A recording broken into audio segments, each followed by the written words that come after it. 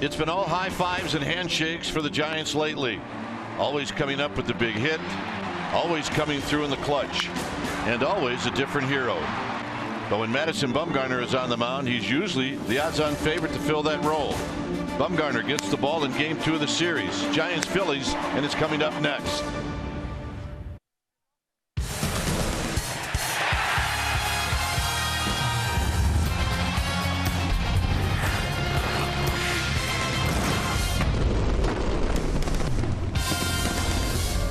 Saturday night baseball here at AT&T Park. We got a beautiful night for baseball. This is Game 2 of this 3-game series, Giants and Phillies. Hi again, everybody. I'm Dwayne Kuiper. Alongside me is Mike Krukow. A nice one-run win for the Giants last night. They play a lot of one-run games. And now the remaining 2 games in this series is going to be Bumgarner in Cueto. That's good things for the Giants. Well, it absolutely has been. I mean, they've had all-star first halves. But if you look at the consistency with Madison Bumgarner in his first, he takes 102 innings pitched into tonight's ball game. His ERA is 1.85. Now that is amazing consistency when you're going out there and every 9 innings you're averaging less than 2 runs. You know, as a team, when he takes the hill, you're going to have a chance to win. And right now, these guys don't feel they have to score a lot of runs to win. They just know they need to score enough, and that's the mindset, and that's a good one to have. All right, Buster Posey back behind the dish, catching Madison Bumgarner, as you probably all figured. All right, good night for baseball. Stay tuned. We'll have the lineups and the very first pitch of this game right after this.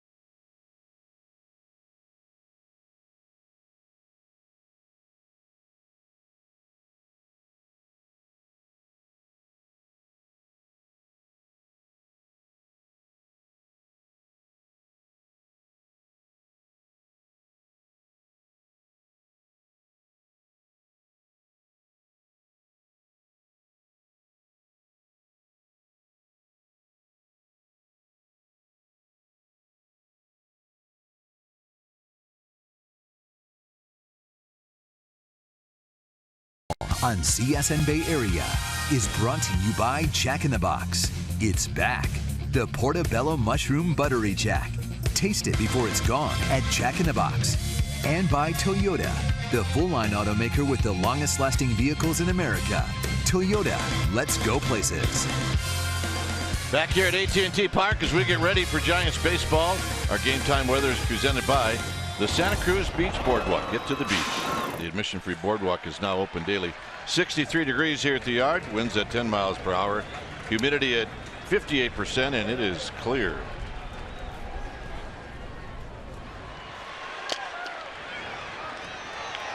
So stepping in a bit early is Peter Borges. His Bumgarner's ready. And the first pitch of the ball game is on its way, and it's a call strike. So we get started at 7:05. My bad.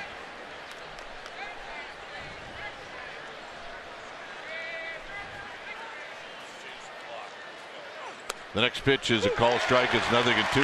Hey, well, you and I are both looking at the clock above center field. Yeah. It was exactly like you said, a few minutes early. Yeah. I thought that was a good call. We know somebody to change that. In the dirt, 1-2. Corey Blazier behind the dish. Doug Eddings, Jeff Nelson, Nick Lentz. From first to third, Jeff Nelson, the crew chief. Blazier, a low ball umpire, and he can be tight, but I think he's got a good zone. What you get in the first, you get in the ninth. It doesn't bounce around very much.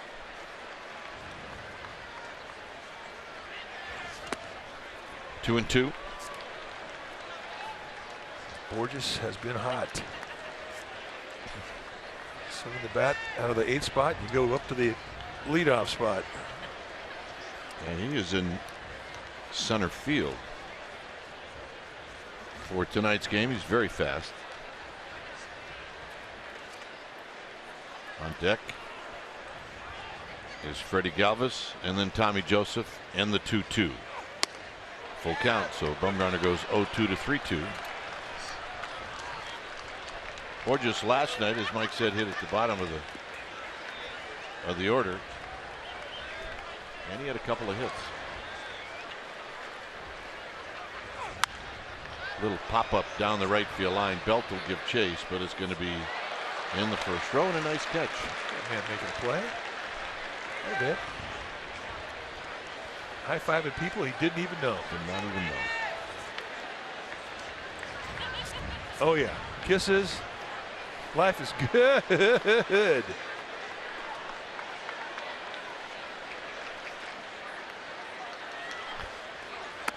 And the walk. You just saw Borges walk. Galvis will hit in the second slot, and then the former Giant Tommy Joseph. And you can see 8 home runs since his major league debut on the 13th. It'll be Franco, Blanco, and then Rupp. Paredes will hit 7th. Goodell will hit in the 8th slot, and then the pitcher Hellickson 9th. Madison Bumgarner on the hill, and you take a look at his record. 15 starts. Giants are 11-4. He's 8-3 with a 1.85 ERA. 115 strikeouts against 28 walks. He's not afraid to swing. Galvis fouls that first pitch off. Bumgarner, 3-time All-Star, 4-2 lifetime against the Phillies with a 3.14 ERA. Low 90s cut with a fastball out of the low 3/4 release. Slider, curveball, changeup. And you can spot him on both sides of the plate. Span moving back, going back to tag is Borges. Span catches, and Span gets off a throw very quickly. 1 out. Let's take a look at the Giants defensively, playing behind Bumgarner tonight, starting in the outfield from left to right. The veteran outfield will be Pagan, Span, and Blanco. Crawford and Pena will be on the left side of the infield. Panic and Bell on the right side. Buster Posey, he'll be in the squad, putting down the signs. Buster Posey after an off day yesterday.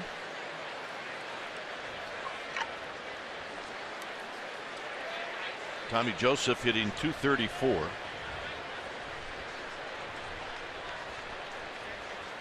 Came in as a pinch hitter in the game last night. Stayed in the game and went 1 for 2. Here he takes a strike. And if you're Ramiro Pena playing third base with Madison Bumgarner and Hill, a guy like Tommy Joseph, be ready. Natural fastball movement from Bumgarner is going to have a little cut that runs in. You see a lot of guys hit that ball down the third base line, and Joseph is strong.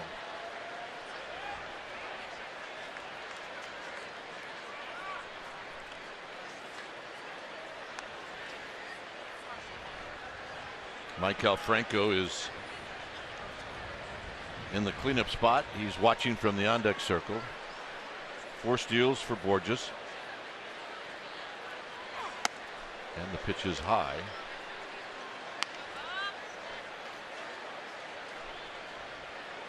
Madison Bumgarner this year, his pitch usage, and you're going to see a lot of hard stuff. I mean, 86% of the time you're going to see a cutter or a fastball. Not that different in the velocity of either pitch. Curveball, his best off-speed pitch. Buster Posey will watch this one sail into the seats.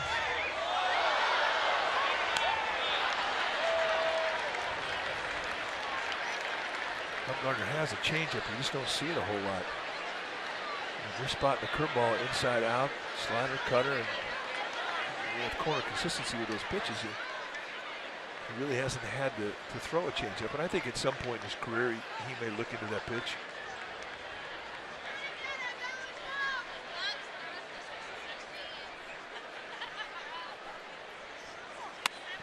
Runs that one in tight. It's 2 balls and 2 strikes. 1 out, 1 on. Just underway here at AT&T Park on a Saturday night where nobody can complain about the weather tonight. Maybe the hitters, a little sun glare on the backdrop. Bounce to third, Pena to Panic to Belt, and Bumgarner gets the double play. Giants are coming up. Span will lead things off.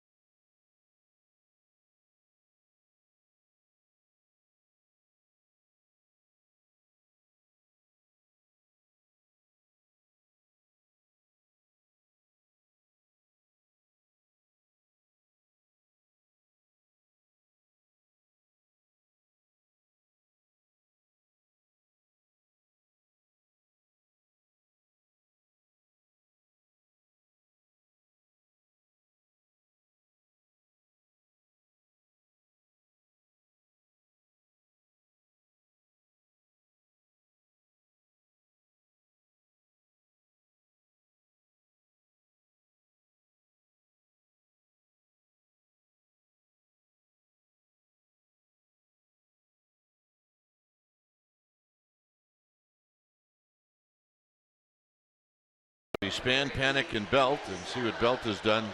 He's got a 5-game hitting streak against the Phillies. Posey, Crawford, and Pagan. Pena will hit in front of Bumgarner, and Blanco will hit 9th.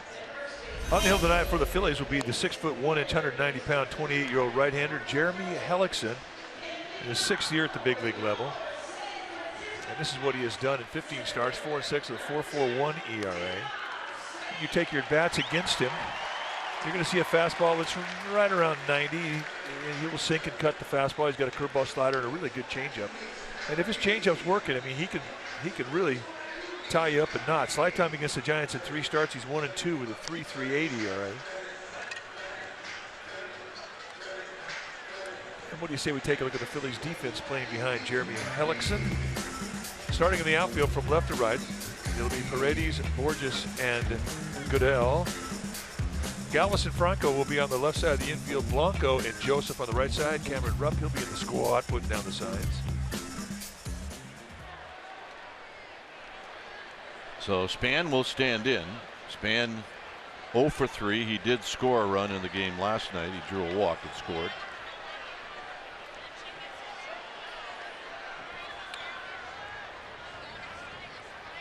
And Span looks at a strike. He's 3 for 11 in 11 career at bats against Hellickson.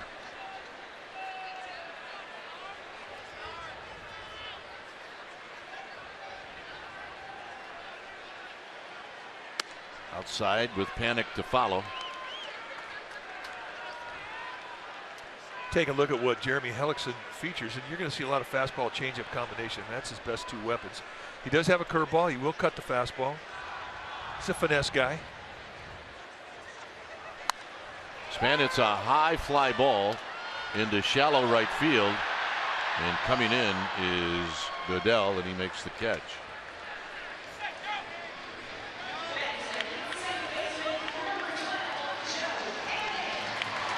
So here's Panic. Hey, the game's here. Are they taking a breather? Well, they started off at Berkeley. Guy fished something out of the water. Oh, he fished a beer. Yep, that's good. Well, he earned it. Giants fan, that a bit. Well, this is one of those pass it around beers. Here's Panic, who takes high. You know, sometimes those are the best kind.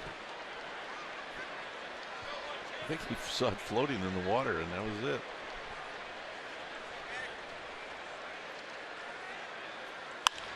Hit into left center field. And tracking it down is Borges. And cutting in front of him was Paredes. But a nice catch, 2 outs.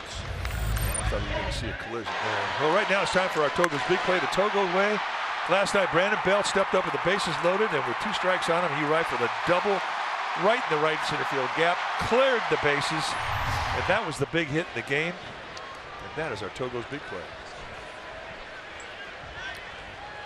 Belt hitting .305. Buster Posey on deck. And Belt takes a strike. Overshift is on. Mike Franco, the only defender on the left side. Just bunch the gaps, give them the lines.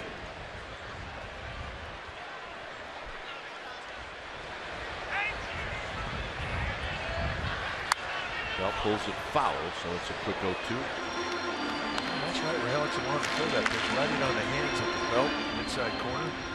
That almost nailed 4 photographers.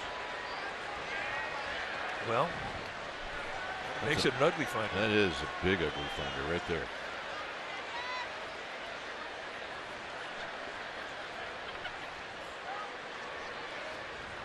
Belt takes low. 1 ball and 2 strikes. Giants have won 4 straight. Remember, they lost Monday night. It was the Bumgarner game where the Giants didn't score any runs.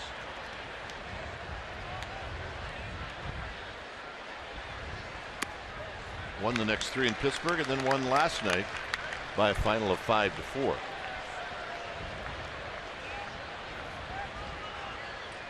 They're 10 games over 500 at home, and they're just 1 game over 500 against teams in the National League East.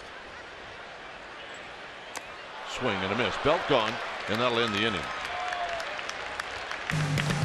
After 1 here at AT&T Park, 0-0.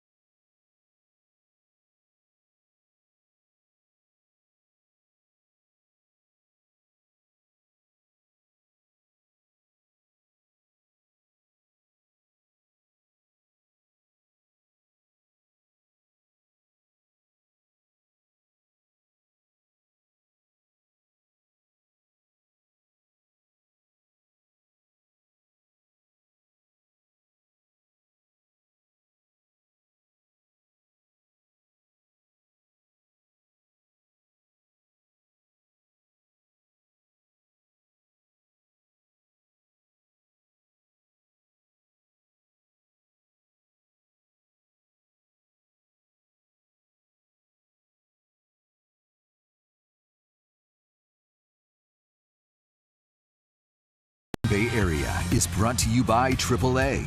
Get a free Giants all-season blanket. Restrictions apply. Go to AAA.com/Giants or to a AAA branch for details. Bumgarner waiting on Angel Pagan, who had to retrieve something that had fallen on the track.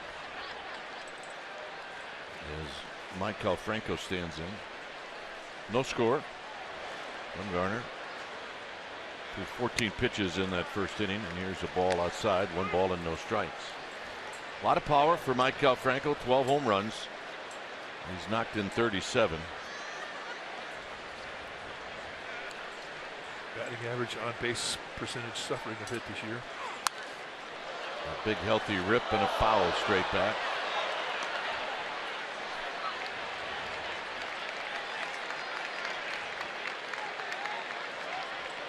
That scared a little guy in front of us.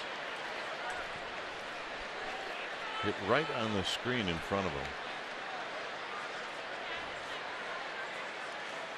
Swinging a foul at the plate, and the old man's got his arm around him saying it's going to be all right. Don't worry, it's all good. Yeah, it was coming. It was heat seeking right at him. Coming right at him.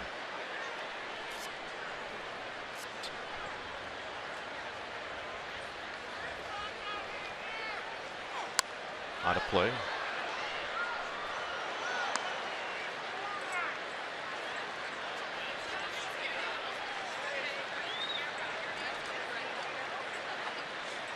Hey, when you're a kid, times like this, you're glad you have a hooded sweatshirt. That hood can be your friend. 1-2. Down low, 2 balls, 2 strikes.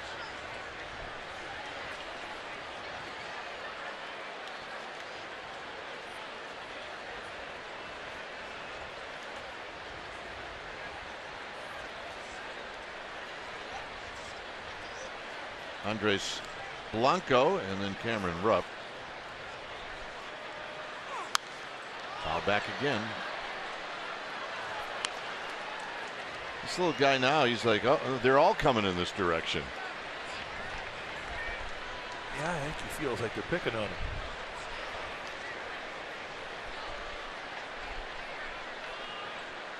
I'm going to have to get him a ball. What do you think? Yeah. Got him. Bumgarner gets him looking, first strikeout.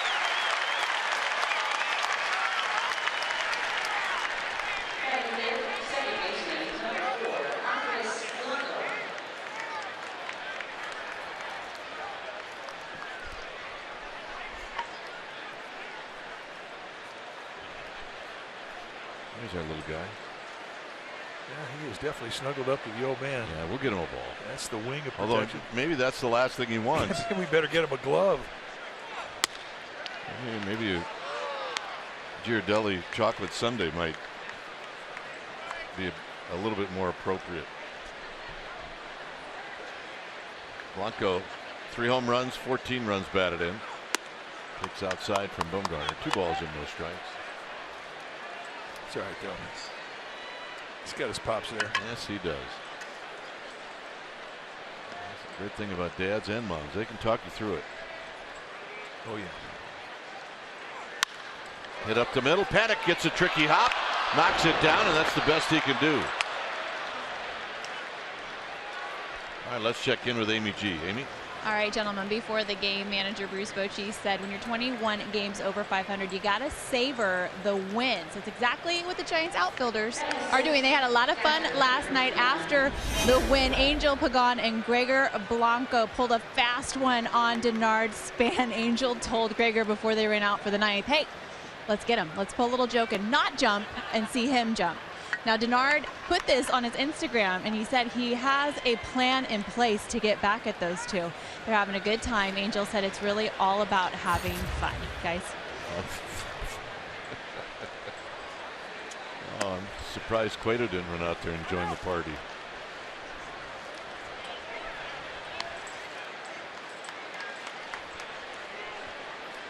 Fun, fun, fun. An error charge to Joe Paddock.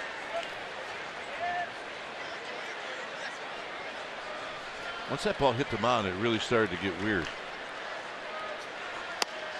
Bumgarner gets it in on the hands of Rupp, and it's a called strike. It's 1 ball and 1 strike.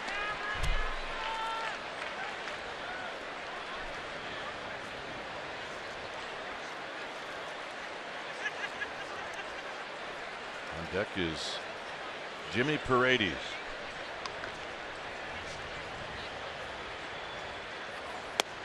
And a strike at the knees, 1 and 2. That's the pitch he wants. Starting to zero in that slider.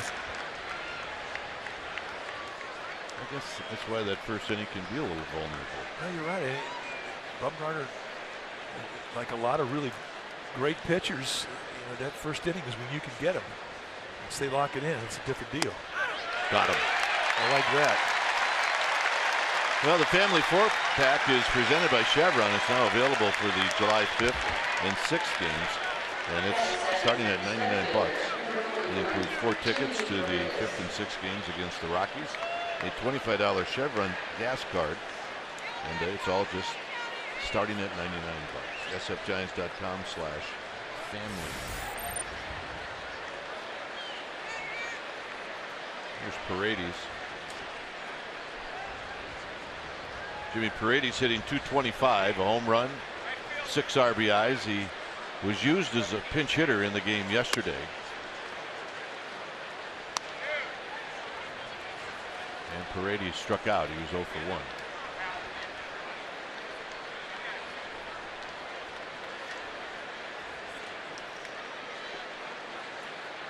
No score. We're in the top of the 2nd here at AT&T Park. This is another sellout crowd on a gorgeous night. Look at that place. Absolutely perfect weather.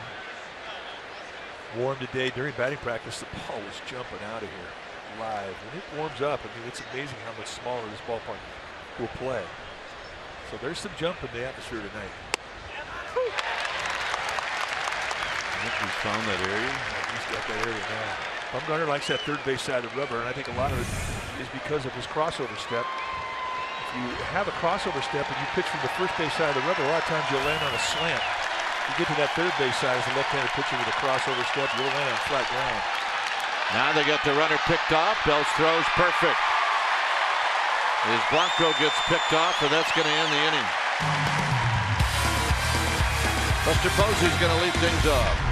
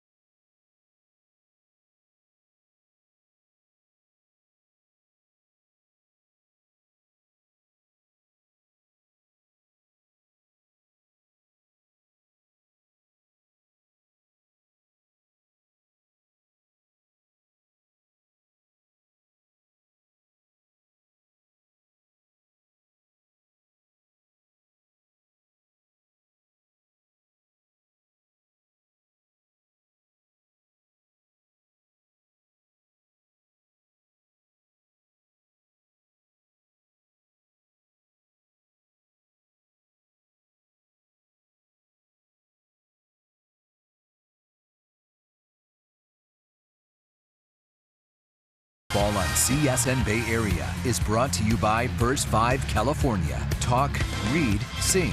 It changes everything. No score, bottom of the 2nd.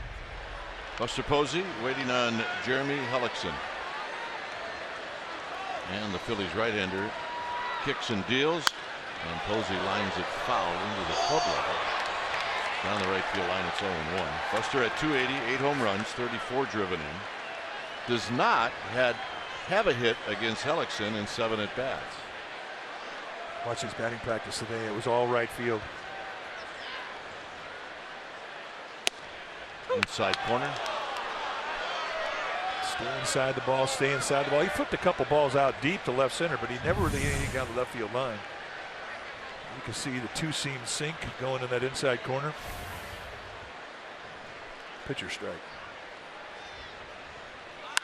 Buster shoots it up the middle, and he's got a base hit.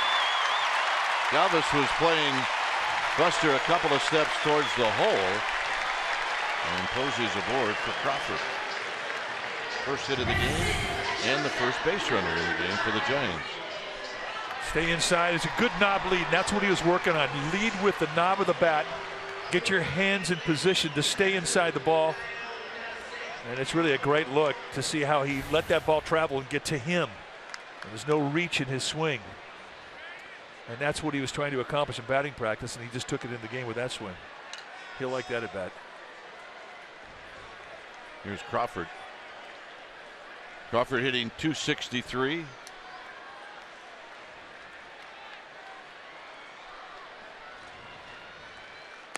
And he takes low. 4 for 7 are his numbers against Hellickson.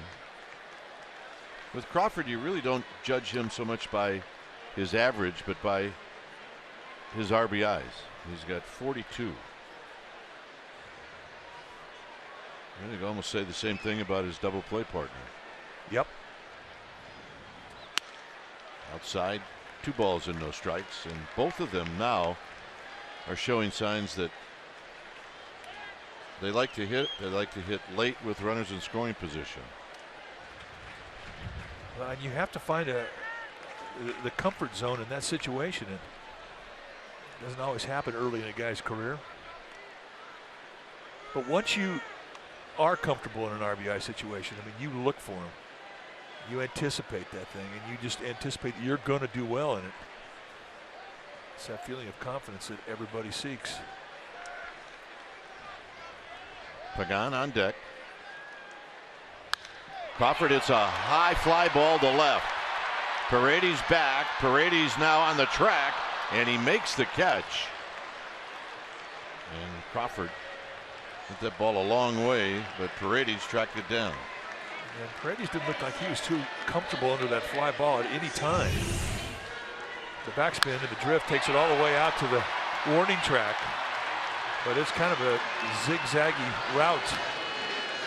And in the end, he does make the play, which I guess is the most important thing. Puts it right in the sweet spot. That's our Exmo, brought to you by your local Toyota dealer. There's Pagan. Pagan had a nice night last night. Pagan had 3 hits, knocked in a pair of runs.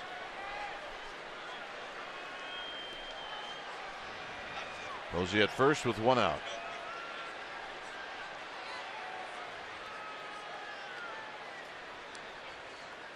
Swing. And a miss. No balls and 1 strike.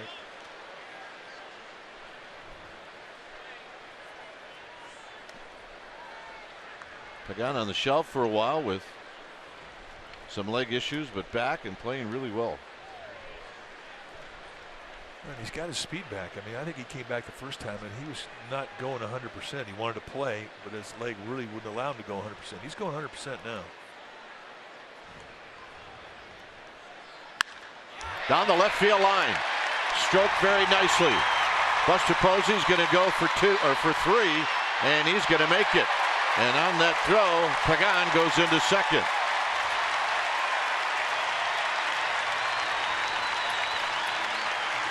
It'll be a double.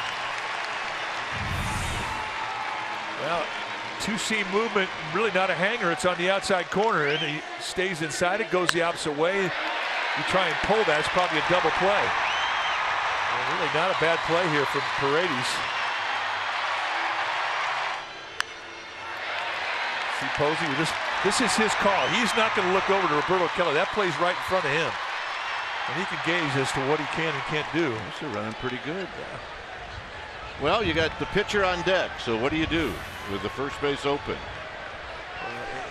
Madison Bumgarner, not your average pitcher with the bat in his hands. Phillies will play the infield back with the exception of Franco at third. And Pena takes a pitch wide. Pena's really done a nice job since the Giants recalled him from Sacramento. He's 8 for 18 with 4 runs batted in.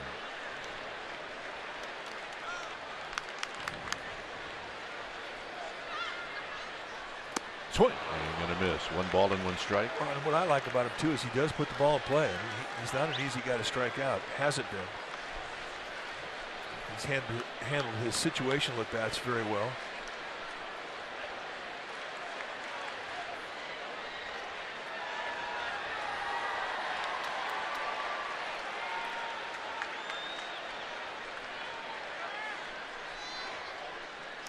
Down low, 2 balls and a strike. There's Bumgarner getting ready to take his at bat here in the 2nd inning. Yeah, it looks like he's either going to take an at bat or get ready to chop down a tree. 2 balls and a strike. Last night's winning pitcher, Jake Peavy, talking it over with Jeff Samardzija. Josh Osich on the right of your screen.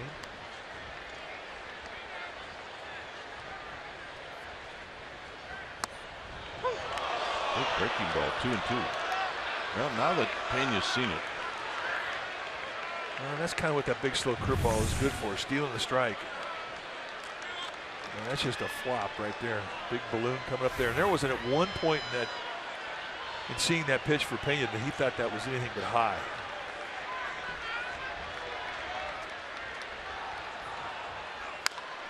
Pulled foul. They're aiming at our camera guys down there. There's Andy Cuno, guy's photographer. 2nd generation of Cuno photographers. His dad used to take the team picture when we were players. Remember his whistle? Yeah, very funny. It worked. All those team pictures, everybody was laughing because of the whistle. Everybody's talking and gabbing. All of a sudden he'd tweet the whistle. Everybody would stop and whoop, there was your picture. Genius. It beats cheese, I got to tell you. I think there were some managers that thought about taking a whistle. 2-2 to Pena. And Pena waves at a pitch in the dirt, and he's retired. The curveball got him.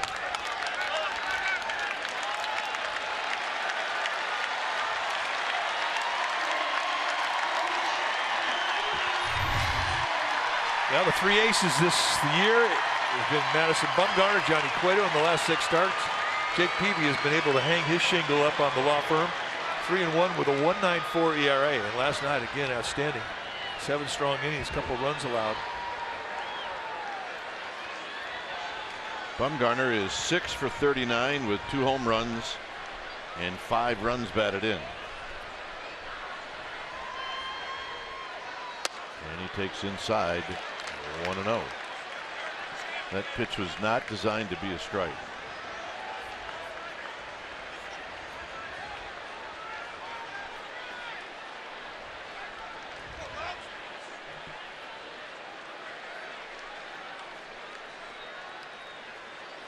Alexson stepped off just for a short time. Posey at third, Pagan at second. Alexson now ready.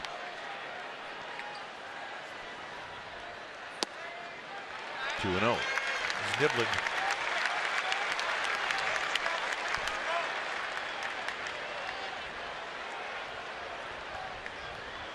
Bumgarner's not just a guy up there looking for a fastball. He'll look on a breaking ball. He studies it, finds out what a pitcher's tendencies are.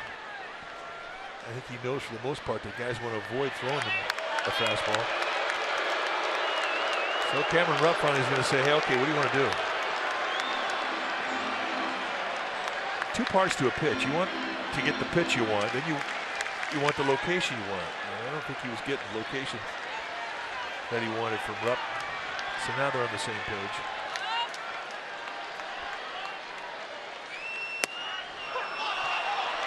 So he gets a fastball down around the knees for a strike. 2 balls and 1 strike. Take a look at the 2-0 pitch. Two-seam fastball right at the base of the strike zone.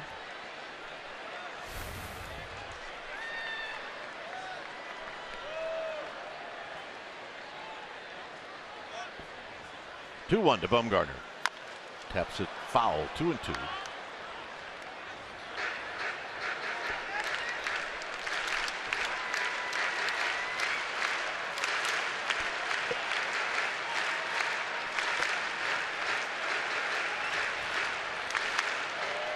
Bumgarner still got a strike left.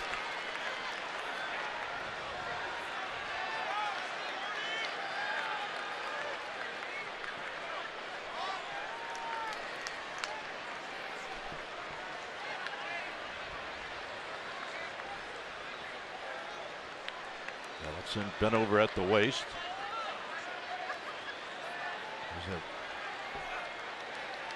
And he gets the sign in the 2-2 to Bumgarner. Here it is. No swing, 3-2. Think about Hellickson. Ever since the Giants got men on base, he has slowed it down.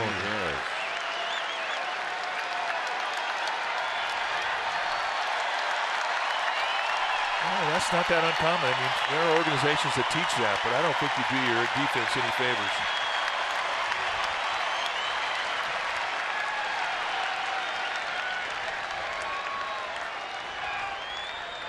Three and two. There is a base open. So we'll see if Hellickson throws Bumgarner another curveball.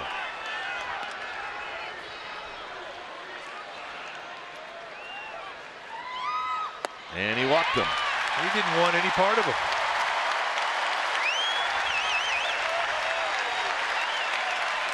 That's one of the loudest cheers for a walk that I've heard in a long time. Well, Pete Buchanan, who's been around this game a long time, and he's a good baseball man. I don't know how he feels about nibbling around a pitcher hitting 154 and pitching to a guy who's swinging the bat well, and that would be Gregor Blanco with the bases loaded.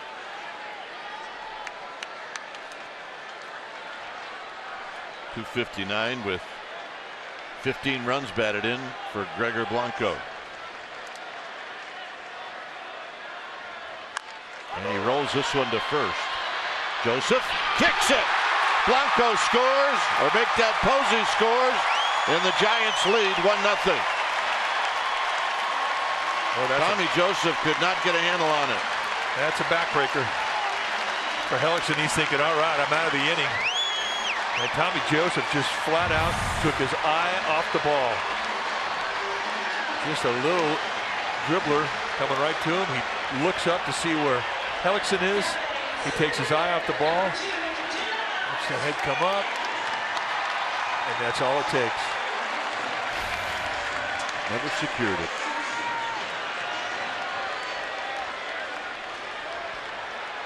And now Span will hit. Ryan Howard played first base for the Phillies for a lot of years. Knows how that feels. Span popped out to right field. He's 0 for 1.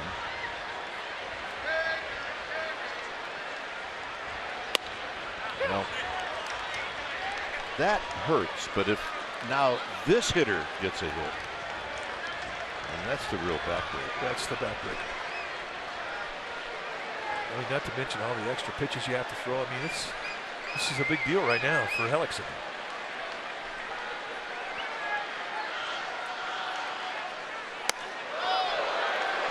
91 fastball high. It's 1 ball and 1 strike. In the grand scheme of things, I mean, I don't know what Pete Buchanan is more frustrated with, the walk to Bumgarner or the air.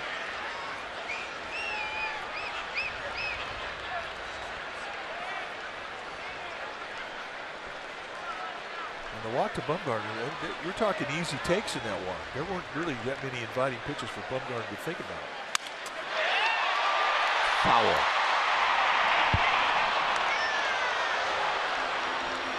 Danny Joseph was playing pretty close to the line. This man broke his back. He gets a new one.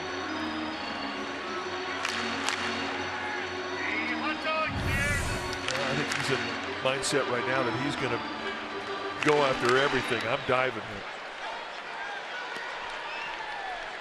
And about 2, maybe 3 feet wide.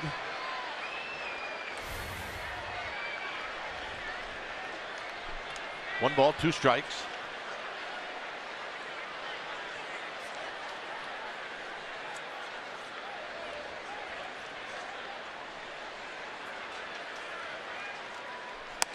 Two and 2. So, I mean, one thing Hellickson is doing, I mean, he's letting you sniff the fastball. He's throwing it right into your hands. And then he's going away with off-speed stuff. Change up, slow curveballs. So he's really using the fastball just to show you, to establish the speed. He really has not just come at you with the fastball in the fat part of the strike zone once. Hard stuff in, soft stuff away.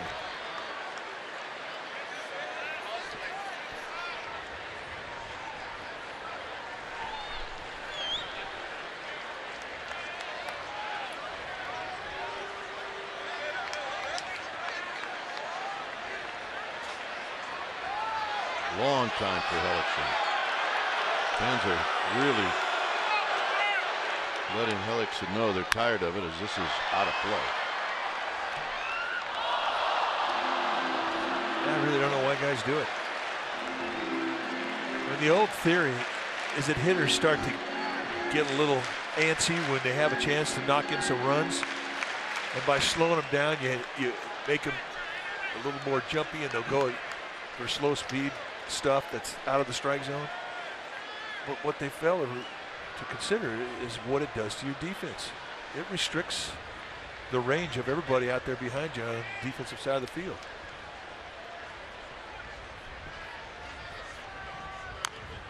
That foul. They will do it again.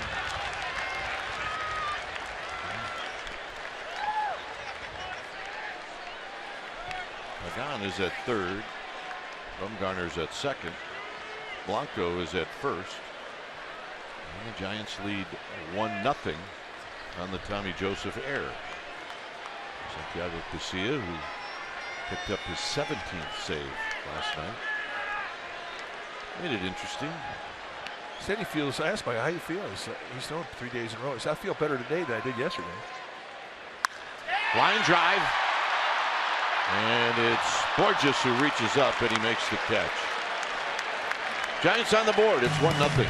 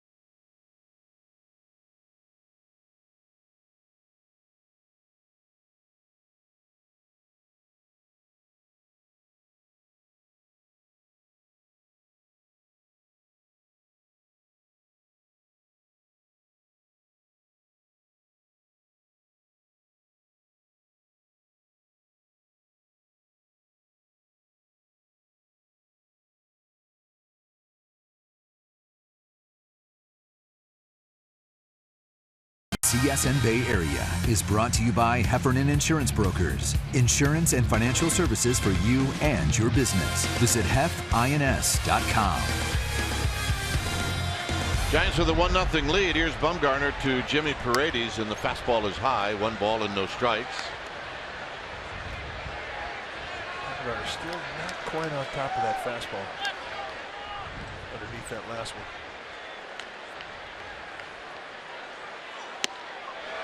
Swing and a miss. Paredes at 225, a home run, 6 runs batted in. Giants trying to pitch Paredes up and on the hands.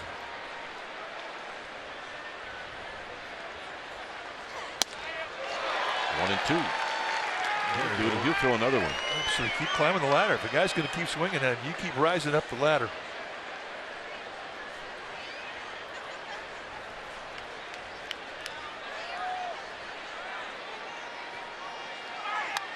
Foul back. Paredes got a piece this time.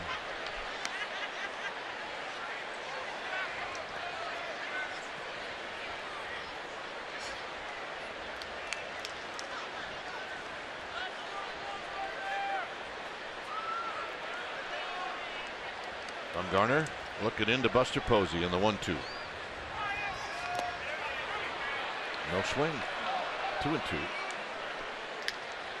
Doug Eddings, first base umpire, saying no.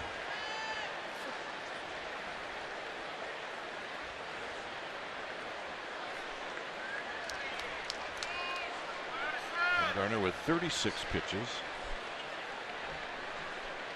A double play ball in the first, and then he picked off Blanco in the second. Ball back.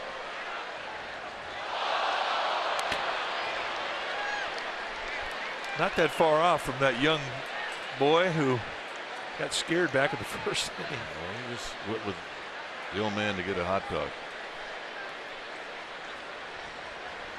2 balls, 2 strikes. So Paredes now making it a long at bat for Madison Bumgarner.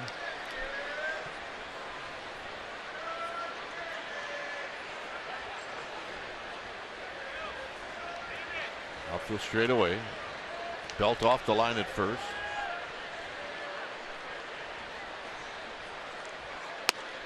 Got him. Backdoored him. Absolutely froze him. Well, you got a baseball for this little guy who was really frightened in the first inning. And BG said, "Hey, we got a gift." He was kind enough to give us a little wave. Kind of. Yeah. All right. That's awesome. All right. Basically saying, can I watch the game? But anyway, thanks to Amy for bringing that ball down to that little guy. Well, Amy turns into a mommy. She said all the things that mommy says. She is a mother of 2. Amy the gamer has a little boy and a little girl. Not so little anymore.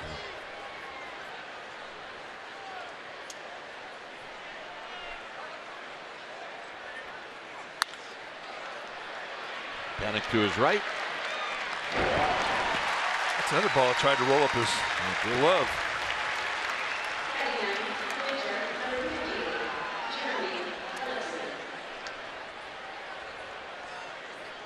It's great now as a player because they replay just about every play up on the big screen. When you make a play, you turn around and they all look up there to see how their technique was, what the ball, what the hop did.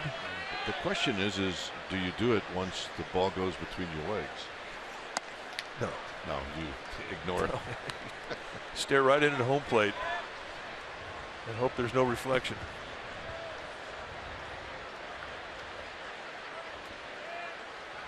And a breaking ball. And a good one.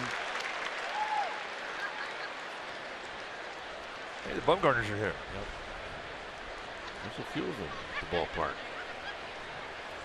On this Saturday night.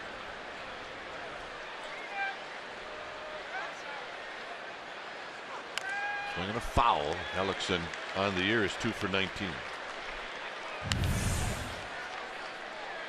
Tommy Joseph watching the error that he made that extended the inning and put the Giants on the board. And that's painful. It is. You know, you've cost your team the lead. You've cost your pitcher extra pitches, made him work harder. Got him, and that'll end the inning.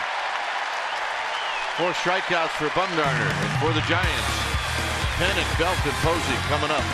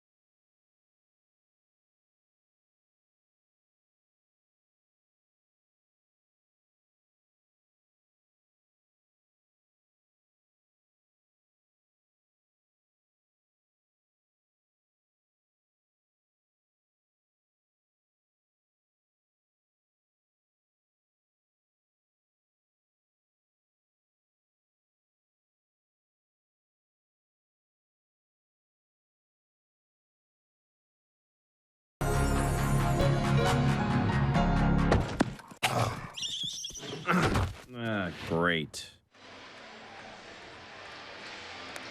Well, do you ever wonder what your pets think about or talk about or what they do when you're not home?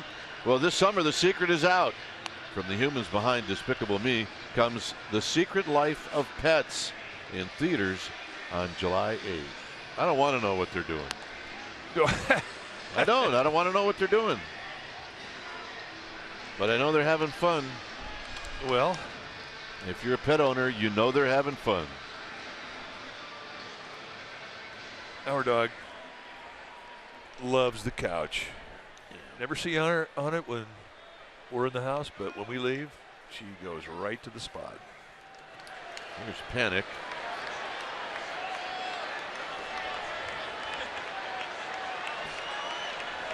Panik lined out to center field. He's 0 for 1. And here he takes a low.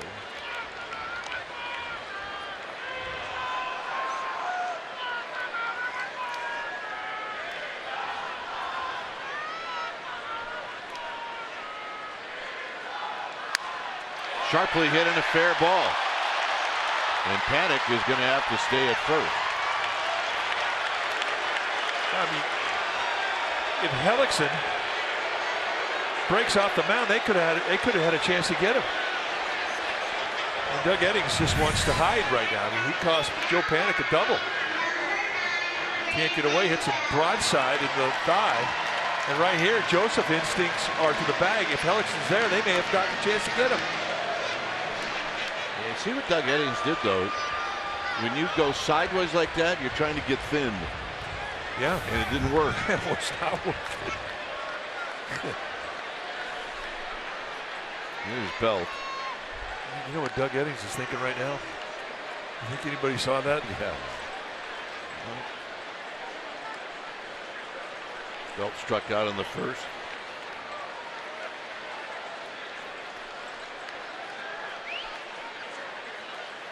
Here he takes outside. 1 ball and no strikes. I'm watching Doug Eddings, and he hasn't had that smile yet. I don't see any of the umpires joking around either. Yeah, the giraffes are all ready for the Brendan Belt at bat. Yep, they're part of the herd.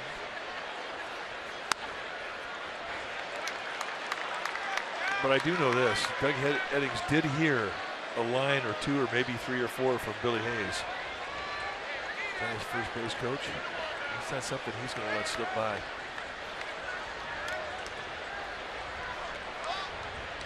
Two and 0. Fouls it back.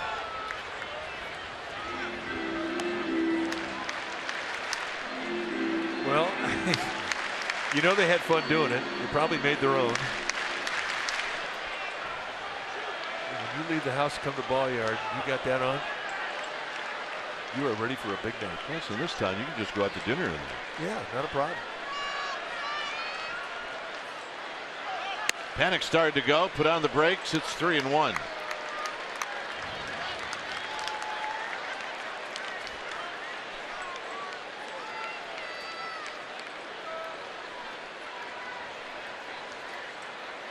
So maybe this coach is thinking about Panic going here.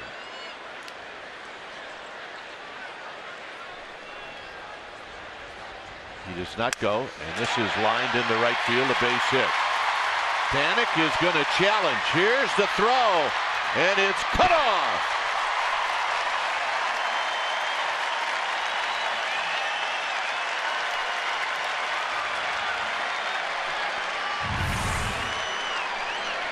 Looked like a little changeup and a little front body slide, but yet Belt manages to keep his hands back, and I think just the speed of the way that ball went into right field gave Panic the idea to go to third. He takes on Tyler Goodell. He's got a pretty good arm. Yeah, I'm really surprised they cut it off. I have no idea why you would cut it off. Psyched up there in the Serengeti. Here's Buster Posey, who singled and scored in the second.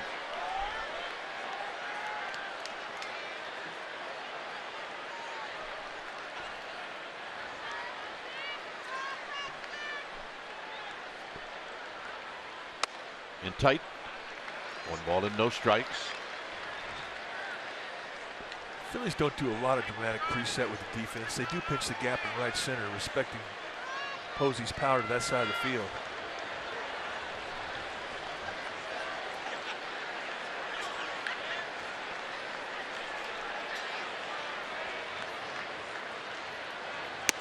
And a strike.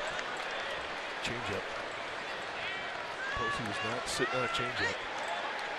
And that is one of his strengths, and it has been since the day he got to the big leagues. When he makes his mind up to look for a pitch, he stays on it. I don't see him look for a fastball and wave through a nickel slider.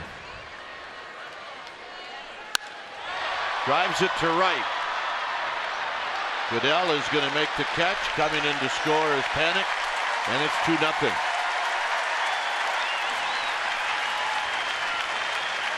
Same swing he had in batting practice, working that side of the field. And he gets the job done in the situation with that.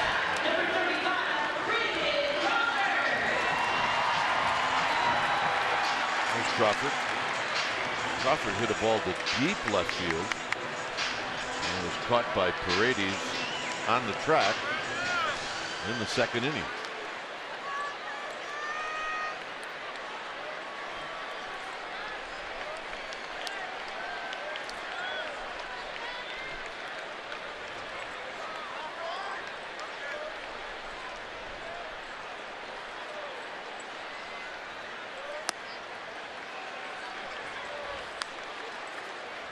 Hellickson is just going to tease you with a lot of off-speed stuff. He wants you to swing at stuff that looks like it's going to be in the strike zone early and then just sort of drops down below the strike zone.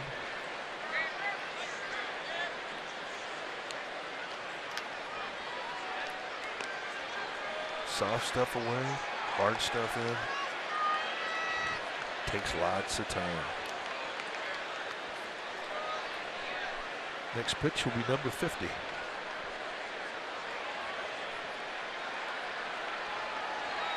Hellickson ready.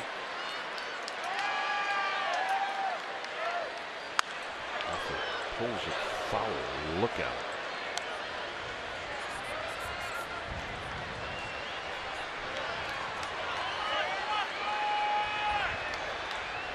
Molly Cavaniero was kind of making an effort to go chase that down.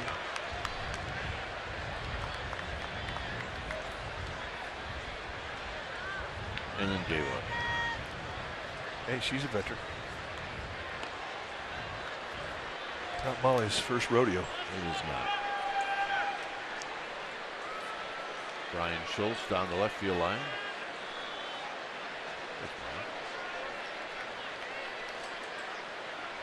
Brian Schultz. And Brian. Crawford, does he hold up? He does. 2 balls and 1 strike.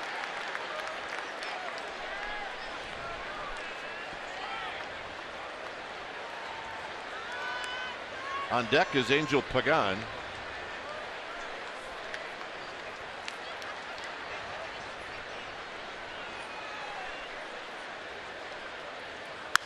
Crawford out of play, headed to the upper deck, and about 4 rows back. Yeah, he was on that one. Hey, look who got the ball. Yep. I mean, that's getting a bike for Christmas when you're 8 years old. Absolutely true. Same smile. In the dirt, nice play, Rupp. 3-2. And now we'll see if Belt takes off.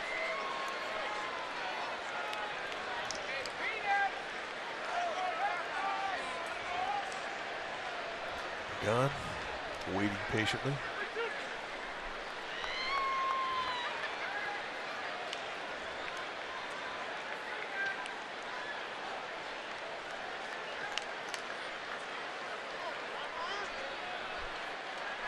Three-two pitch. Here it is to Brandon Crawford. Belt goes.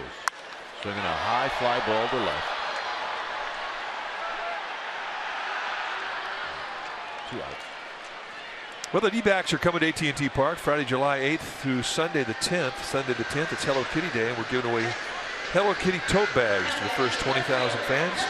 If you want tickets, go to sfgiants.com/tickets.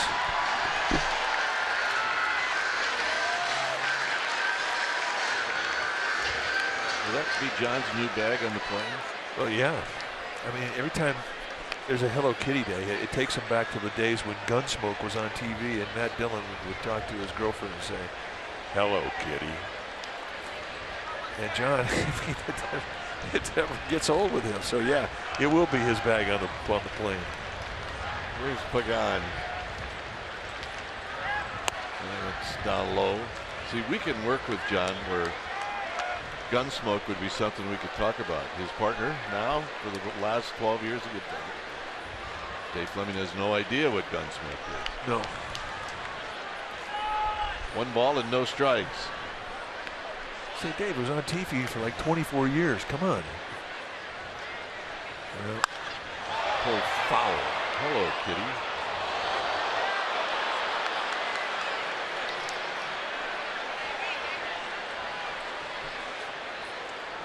hey. Never spilled a drop either. Thank you. Thank you. Thank you. Please drive home safely. I bet that beer's tasting pretty good right now after that play. Hello, Kitty. 1 ball and 1 strike to Pagan.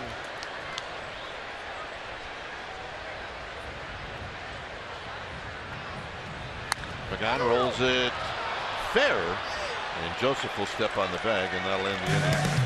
Giants pick up a run through 3. They lead in this one 2-0.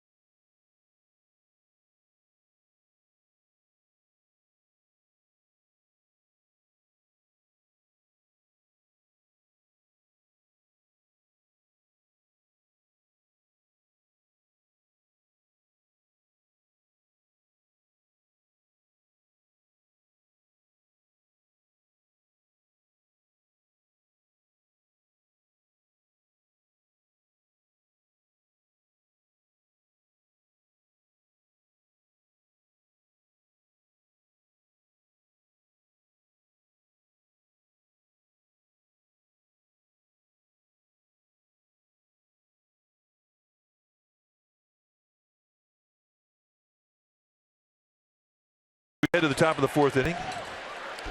There's no runs on no hits, 1 error. Giants 2 runs on 4 hits, 1 error. I just checked in with John to see if that story was correct about Hello Kitty. Yeah. Oh, yeah. You nailed it. Heads up. Ooh.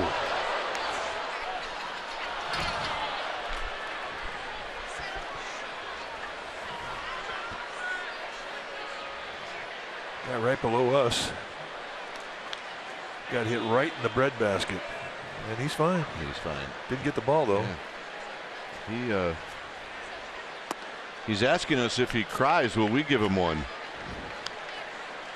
No. Yeah, you got to be under 8. Yeah. So John confirmed it. John confirmed it, and he gave us like 6 tidbits about Gunsmoke that I didn't know in a matter of 42 seconds.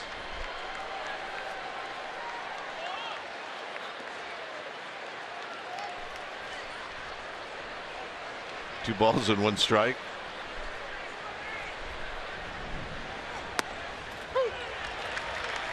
Two and 2.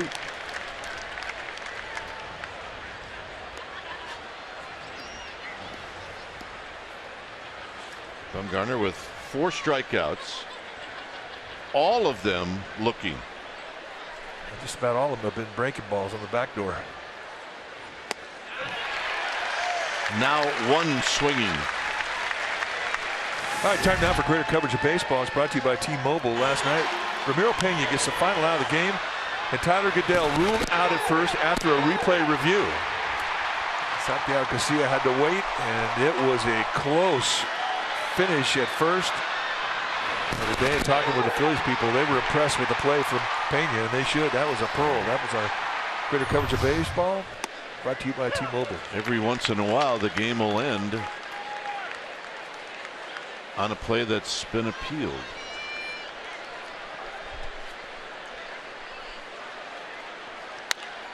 Hit to Panic to Belt.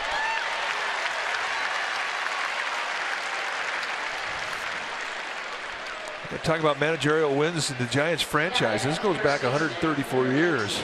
John McGraw with 2,583. That sets the bar a little high. Dusty Baker in a number 2 spot. Bill Terry and Bruce Bochy sneaking up on it. Bruce Bochy's wife Kim will not allow Bruce Bochy to go after John McGraw's record. That's not going to happen. Cut it in half, maybe. Well, I mean, we had 2,500 games. I remember now, Bochy, he's got about just another 800 in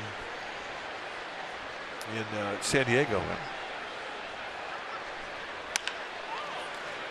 Crawford slides to his left and throws out Joseph. That's a 9-pitch half inning for Madison Bumgarner.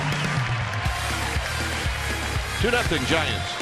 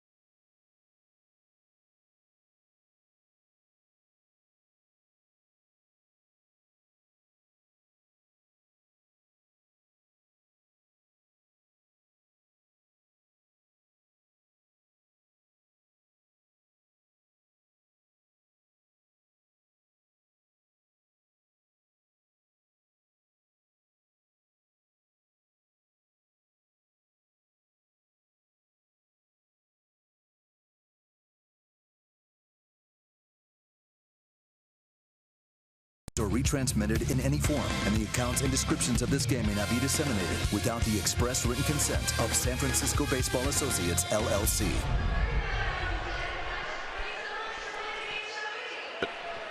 Well, the Giants Insider Podcast is live on CSNBayArea.com. Log on each week as Insider Alex Pavlovich talks baseball. The Giants Insider Podcast, Alex Pavlovich on CSNBayArea.com, also available on iTunes.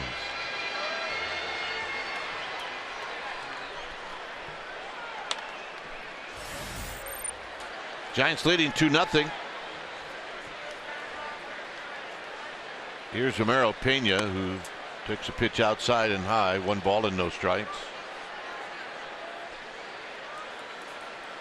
Pena struck out with a man in third and less than 2 outs.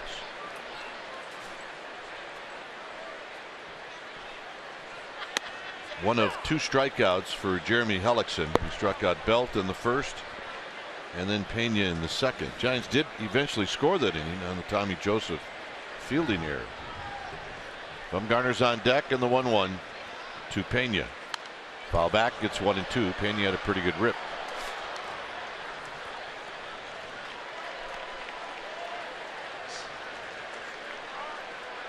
But the hornblower came in for a visit and now departed. And he got another one coming in. Oh yeah, it's a busy place.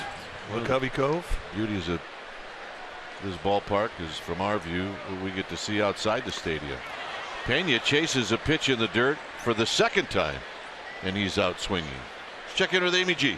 All right, guys, Giants closer Santiago Casilla getting a much-needed night off this evening.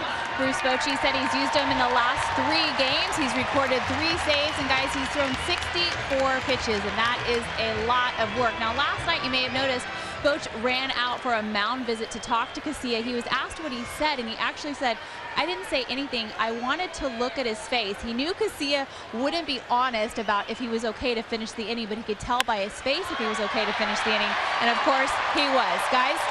Bumgarner on the first pitch drives one right past Franco for a base hit. Bumgarner now on for the second time. Yeah, this was the face that Bruce Bochy came out to look into. And you know, there's conviction there. And he wanted to finish.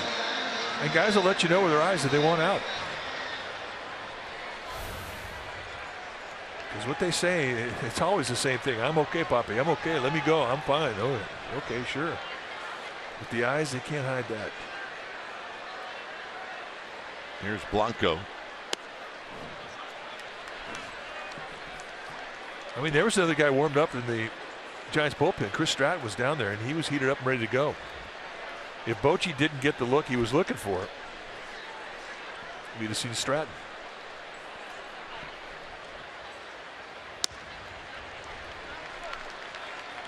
Blanco reached on the Tommy Joseph fielding error in the second inning.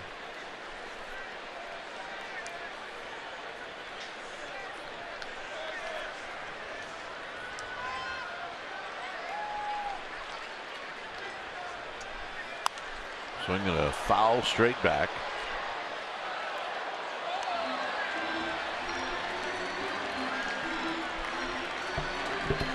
Giants 2, Phillies nothing here in the fourth. Hellickson in trouble in the second and in the third.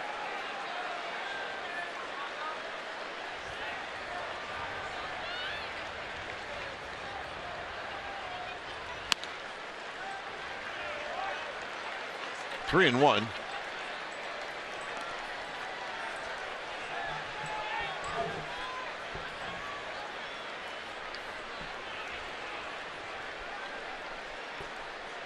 Span to follow. And he popped him up. Franco now backpedaling, and he'll put it away. 2 outs. And that'll bring up Span.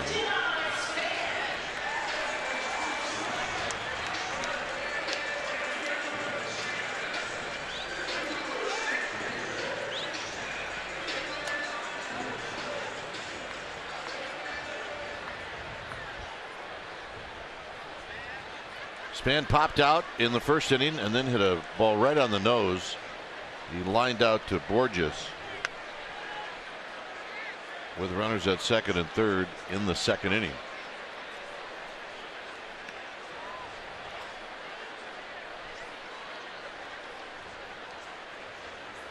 Takes low, 1 ball and no strikes.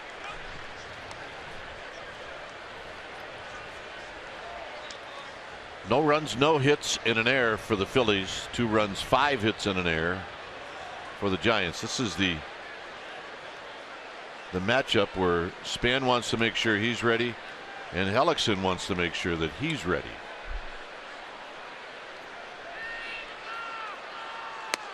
And a strike. Take it all the way. Well, you're right. Each guy wants to control the rhythm of the at bat.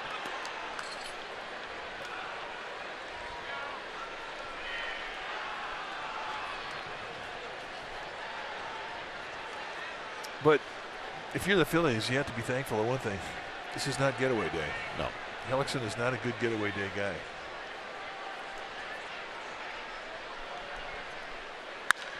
Down the left field line, that'll curl into the seats.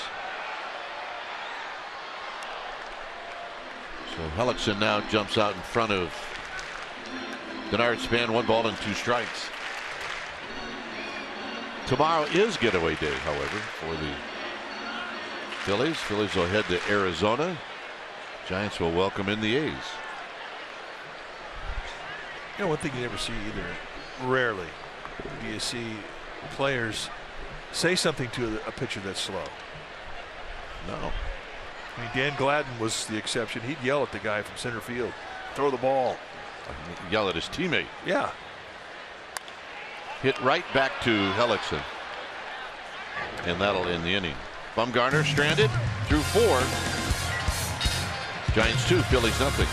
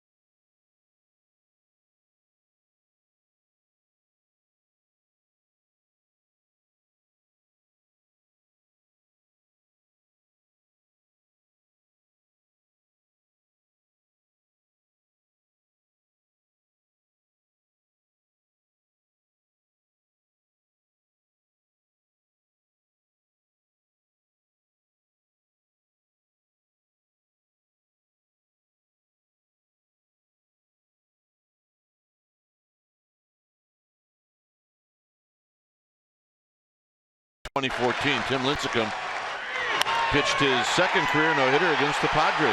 Last out was Will Venable. Faced only 28 batters. He walked Headley with 1 out in the second. 6 strikeouts. He threw 113 pitches. Remember, he threw 148 in his first no-hitter. And Lincecum joined Christy Mathewson as the only Giants pitchers in history to throw 2 no-hitters. As Michael Franco fouls this one. I remember that bucket of water that got dumped on Lincecum, or whatever it was, Powerade. That ended the conversation. Yeah, he was done. It was interview over. But think about all the thrills that little guy gave this city and this organization.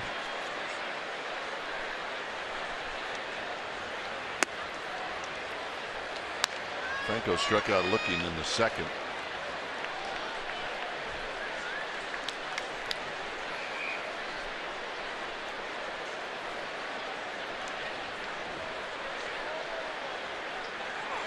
really could not have picked. The Giants could not have picked, and look, it came by accident.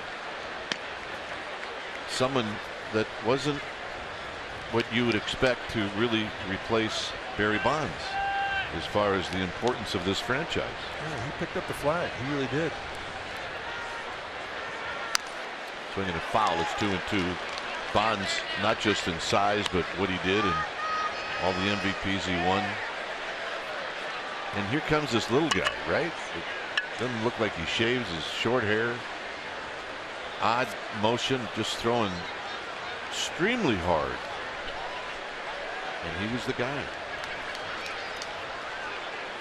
First time we saw him in spring training, he thought he was one of the clubhouse kids. That's hooked down the left field line, a fair ball.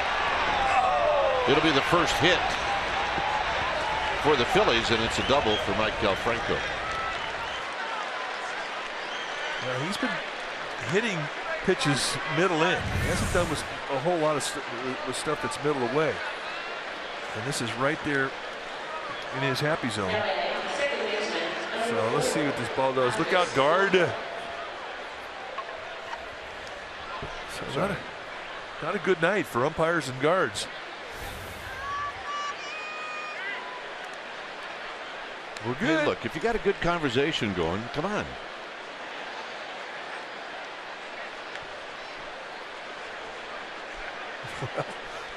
Here's Blanco. Been a bit distracted. Swing and a miss. No balls in, one strike. Telling you, got to turn sideways.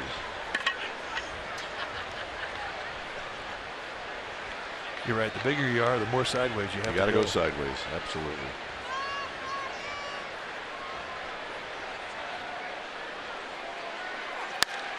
Out of play down the right field line. It's 0-2.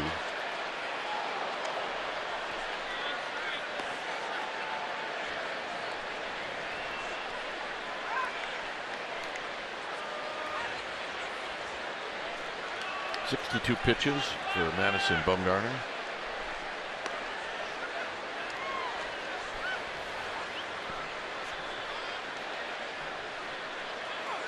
High, 1-2. Trying to elevate. The Pirates, for the second game in a row, beat the Dodgers. It's Davy's first game. Well, happy birthday, Mom's Mom. birthday. How about that? Yeah, that's a big day. What do you think her birthday present was? Going to the yard. Take her little one. So nice going, Pirates. Look out.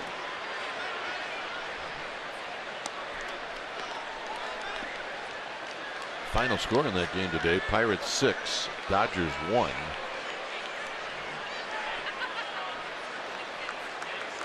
Maeda was the loser in that game. Locke, who beat Bumgarner and the Giants, was the winner. Gregory Polanco missed the second game of that 4-game series. Last at bat he had against the Giants in their 4-game series with the Pirates.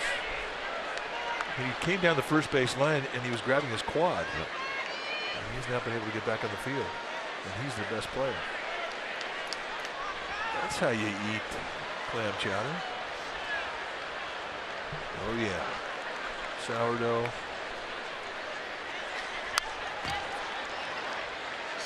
Pretty good healthy swings by Blanco. That's not your 2-strike adjustment swing. Guy swings so hard he falls across the plate. That's what you usually see when you're in the count 2-0.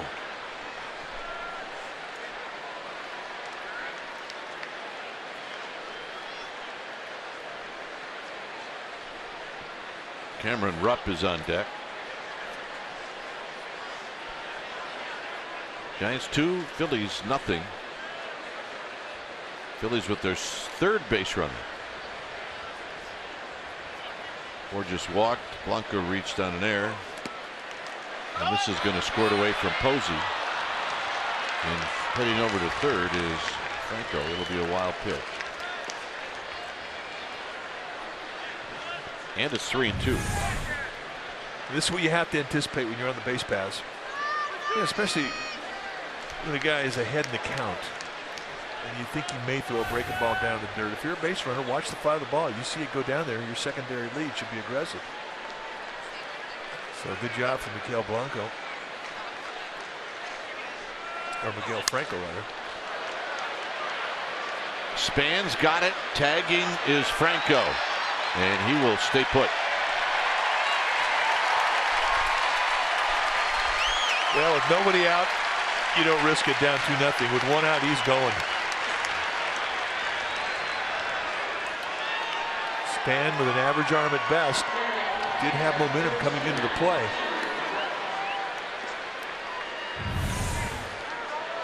Take a look at how he times this to get a little momentum coming right into it. Quick exchange, got rid of it. And Franco freezes at third. Here's Cameron Rupp, who struck out looking in the second. Anders Blanco, I'm sure, is a little upset that he didn't try and score. But you can't risk it down 2-0.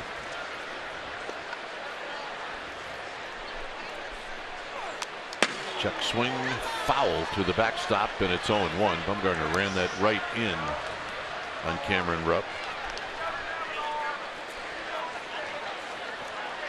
Well, Cameron Rupp's a big guy, and I saw him on the field before the game. Yeah, you don't want him charging the mound, although Huge. with Madison Bumgarner out there, I don't think anybody's ever going to charge him. Probably not going to happen. But you'd have your hands full with Cameron Rupp.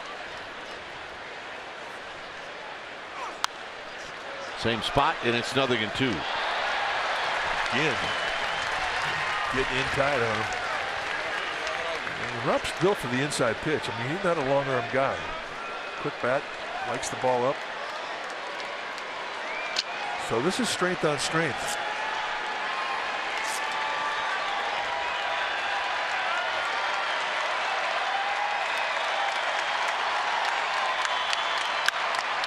Hit on the ground, Crawford on the backhand. Nice play.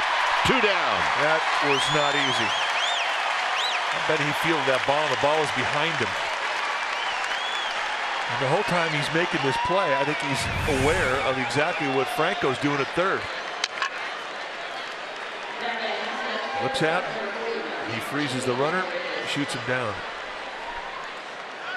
Beautiful play. And there's the response from Bumgarner. He knows how good that play was. Jimmy Paredes stands in. Paredes struck out looking in the third. Remember, this was the hitter that Bumgarner had Paredes swinging at high fastballs and missing. And then eventually he got him looking.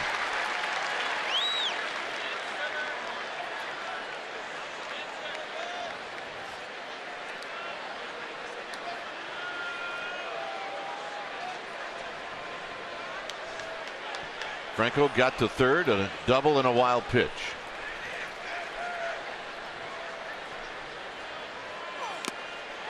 Oh, and 2. Well,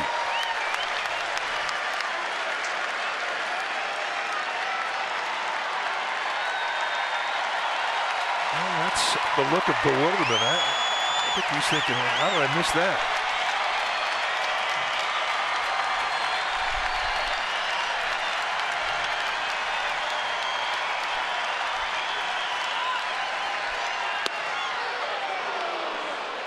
Get it back to him.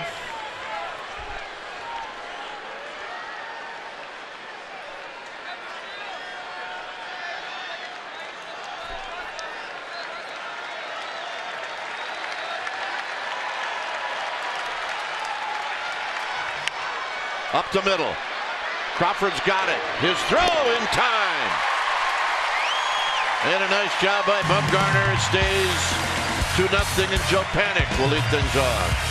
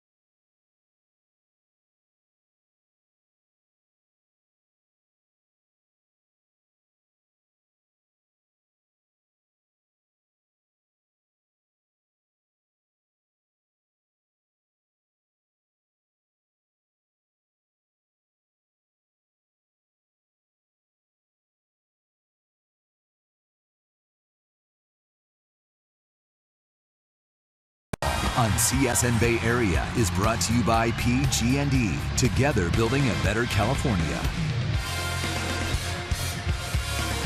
2-0 Giants. As Joe Panik steps up. Yeah. That's right. Grab some pie and meat. I agree with that. Keep calm and just panic. Panik takes a strike. He singled and scored in the 3rd inning.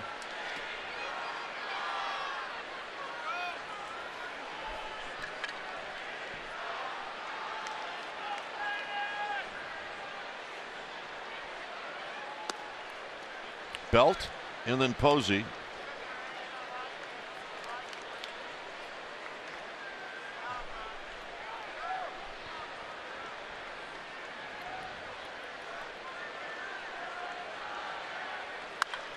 Panik hooks this one foul. Heads up. That was a laser. I want to say happy birthday to my son Jarek. Yeah, Jarek, happy birthday. Jarek, the mayor of New York City by now. That's He's been right. there, a little over a year. That's just enough time.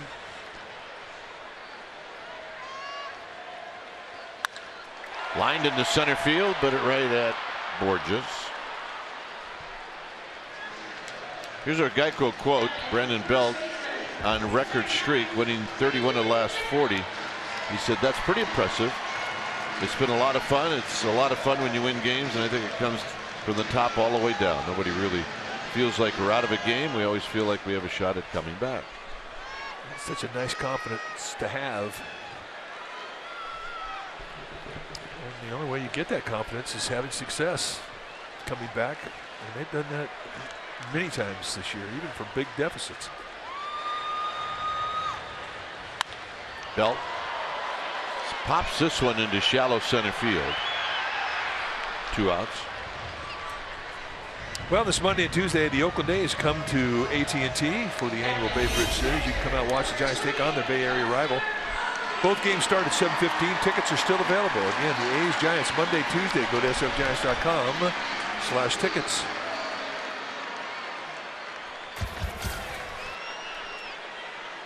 And bust the vote. Giants fans, if you feel you have some all-star worthy players in this team like we do, they need to get voted upon.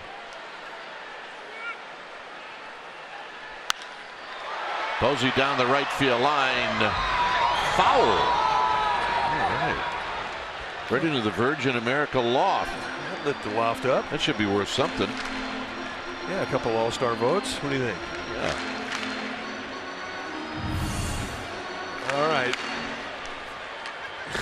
You hit one in there, you get a weekend trip to Phoenix Next weekend.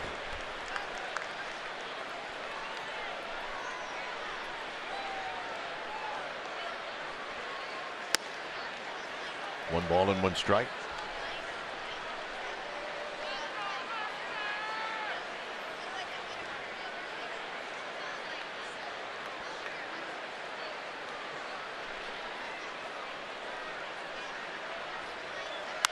Posey up the middle. Cut off by Galvis, and he throws him out. An 8-pitch inning for Hellickson. Through 5. 2-0 Giants.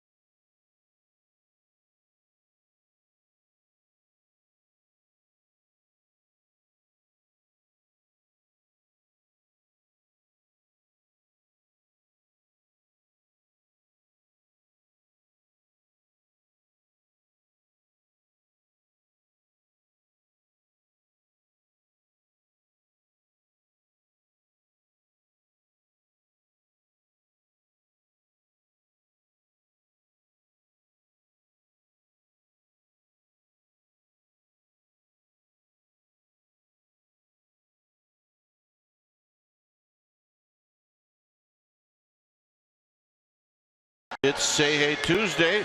Pre-game live will start at 6:30. We'll have the game for you right at the top of the hour right here on CSN Bay Area.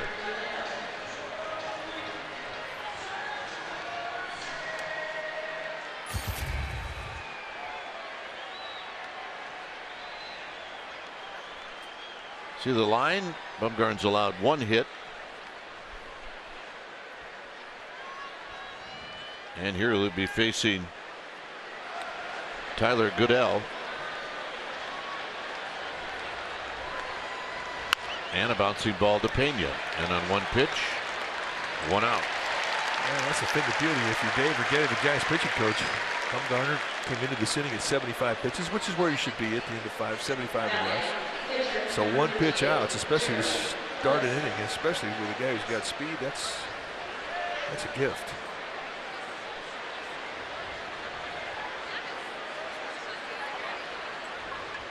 So this is Hellickson, who struck out looking in the 3rd.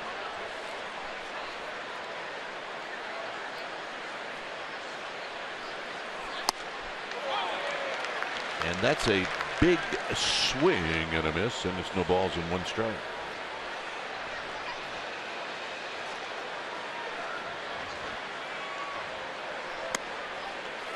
Top of the order in Peter Borges, who's on deck. Phillies have had 3 base runners. Borges a walk, Blanco reached on an error, and Franco doubled. That's it. Swing and a miss, and it's 1 and 2. He was pounding that inside corner. That's the same fastball with the cut that got Goodell to start this inning off. Just ate him up.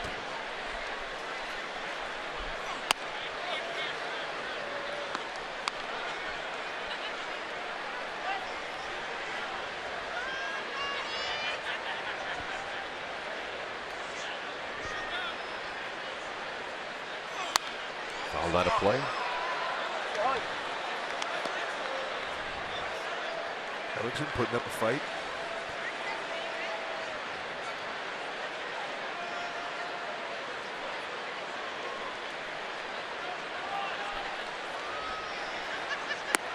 Down low, 3 and 2. See what happened in the Blue Jays White Sox game? I did not. White Sox hit 7 home runs in that game and lost. Wow. Got him. Check in with Amy G. Amy? Well, guys, Jake Peavy is up 2. Very, very good. Again, as usual, he is partnering with the San Francisco Giants and Majestic Authentic. Check out this campaign. Fans, if you can bring a gently used jersey to a Giants dugout store, you can exchange it for a brand new jersey with 30% off of that new jersey. Now, your gently used jersey is sent out by Operation Care and Comfort to troops serving around our country, going out to the real heroes just in time for the 4th of July. You have actually until the 6th of July to get your jerseys in and have them sent out to the troops, and you'll get 30% off of a brand new jersey. Now, I've got to talk to Jake, guys, about this whole thing, and fans can check out the interview in its entirety at csnbayarea.com. Dwayne? Yeah, good stuff. Here it's 1 and 1 to Peter Borges. Bumgarner with 85 pitches. Rocking along.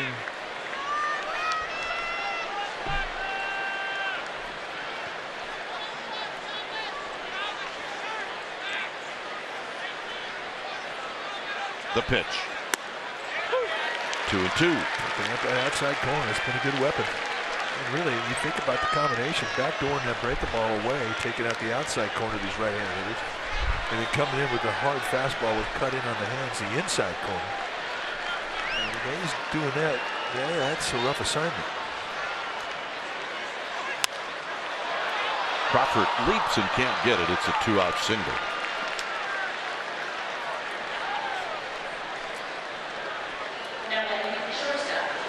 So here's Freddie Galvis, the 2nd hit in the game.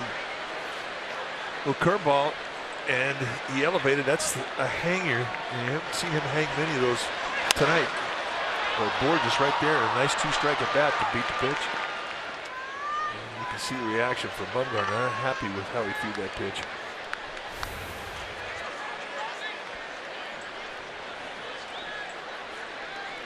Galvis has hit a fly ball to center, and he's bounced out to Joe Panic.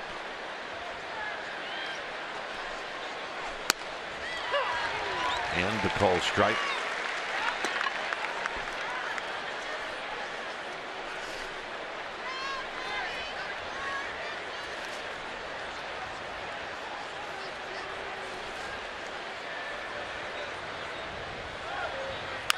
Tap foul.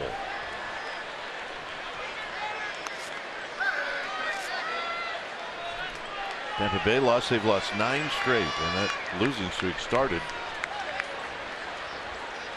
on a Friday night against the Giants.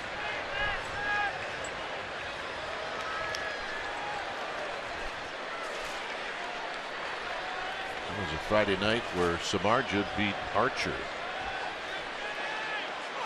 Swing and a miss.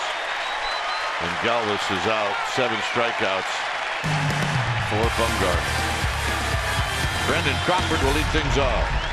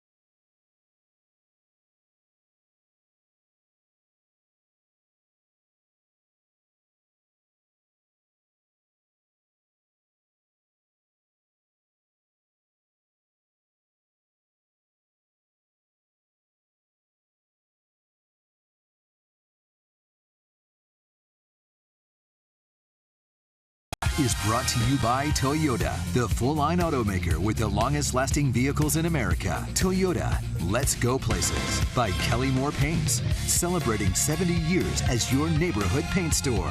By Xfinity, X1 from Xfinity will change the way you experience TV. Giants with a 2-0 lead on a very calm, comfortable Saturday night here at the Yard as Crawford's going to lead things off.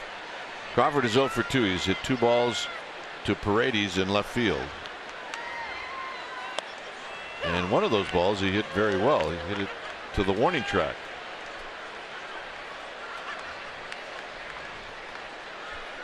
He's been on Hellickson all night long, and here he is sitting on an 0 for 2.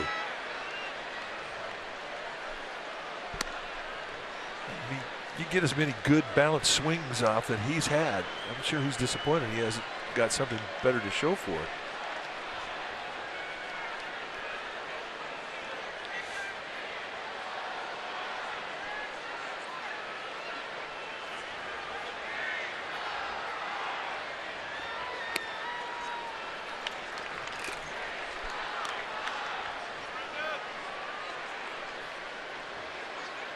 Two guys that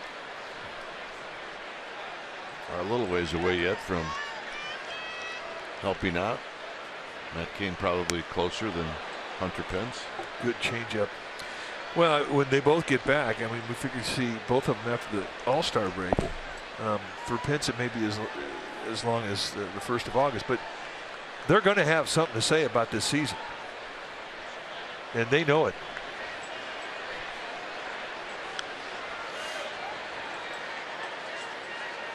Crawford on the ground, and Galvis will throw him out.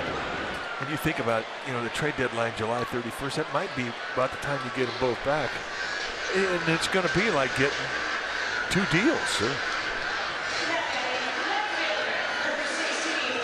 Kane really got his confidence back before he went down with the hamstring injury. He was throwing beautifully. And Hunter Pence, up until a couple days ago, was still leading the team in RBIs after missing about a month. Former Philly on the left. Yeah, he enjoyed his time in Philly. But, you know, Hunter Pence, he enjoyed his time in Houston. He just enjoys his time. Pagan is 1 for 2.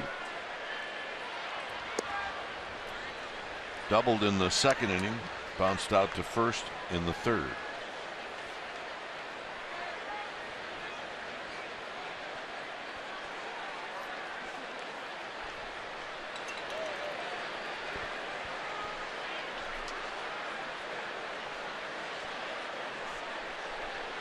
And a bunt, and he rolls it foul.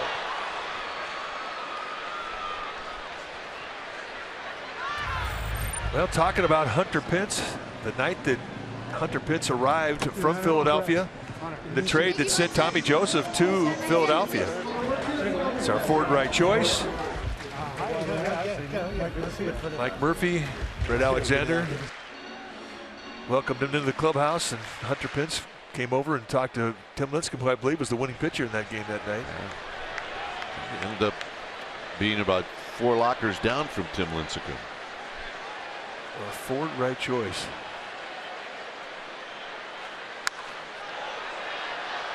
Shallow right field. It'll be Blanco, and Blanco from the second base position makes the catch. 2 outs.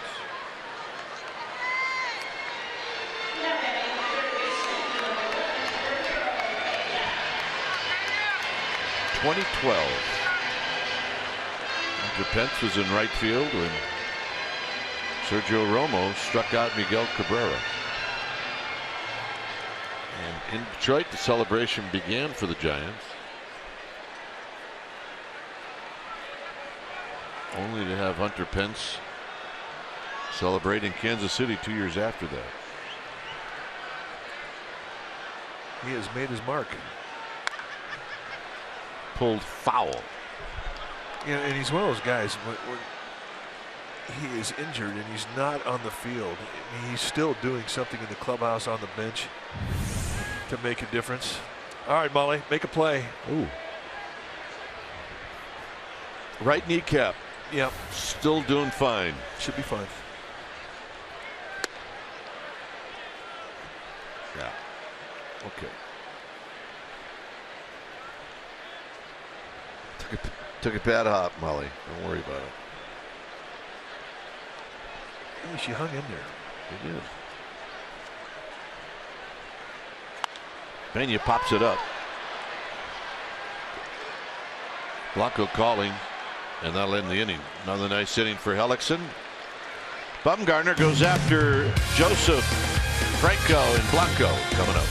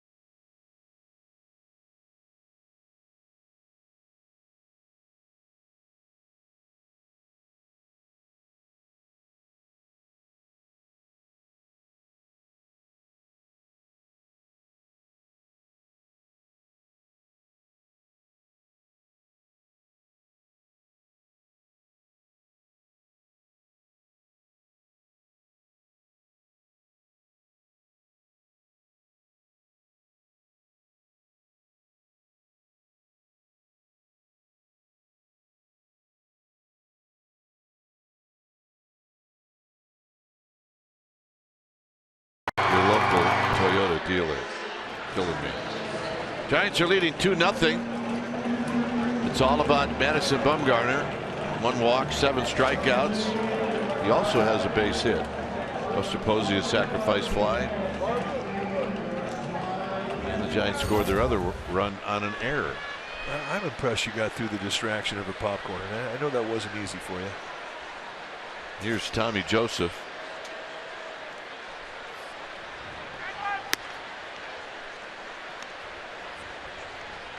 You can almost smell it coming through the TV. Hey, I'll be the first to admit that I'll watch a bad movie even if there's popcorn. Bad movie, good popcorn, no problem. Line to left. That's going to be a base hit up against the Cars. And it'll be a leadoff double for Tommy Joseph. Second time in this game tonight, the Phillies have been able to get a leadoff double against Bumgarner. They did it again the 5th inning, but Maikel Franco could not score with it. Here he tried to get in tight, and Tommy Joseph really give you an idea just how much strength he has in his hands, staying in that swing with bent arms right through it. One hops the wall. See why the Phillies like this guy. Remember, he was a catcher with the Giants organization, but then he had a number of concussions as a catcher, and he really can't catch anymore. He can't take any more shots to the mask. Strike to Franco. Doubled in the 5th.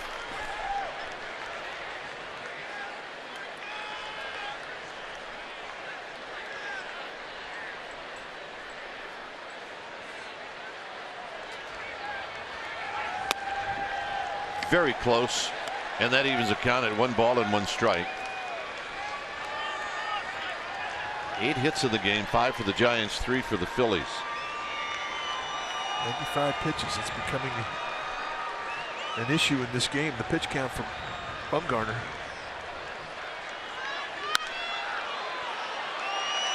Giving chase is Blanco. He's going to make the catch, and a late break by Tommy Joseph, and he has to go back. Well, the Phillies just have not done a good job of taking extra 90 feet. Now look, Tommy Joseph's no burner. He's got average speed at best, but he really plays this conservatively. And I don't think he got back to the bag in time to really give himself a chance to go. Well, yes, that's right. So that's a mistake. In a 2-0 ball game, that's a big 90 feet. That could have set up a runner at third base less than 2-out situation. I mean, that fly ball was as good as a strikeout.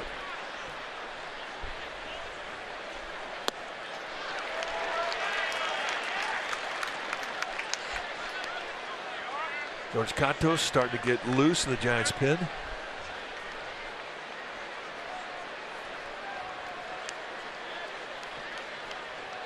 Blanco reached on an error, hit a fly ball to center field.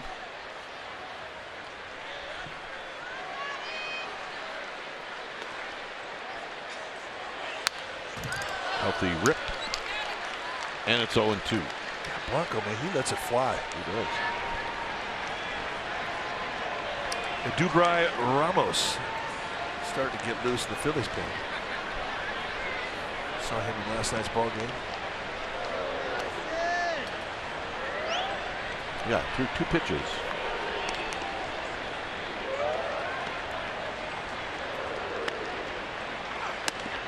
Up high, 1-2. Next pitch, number 100.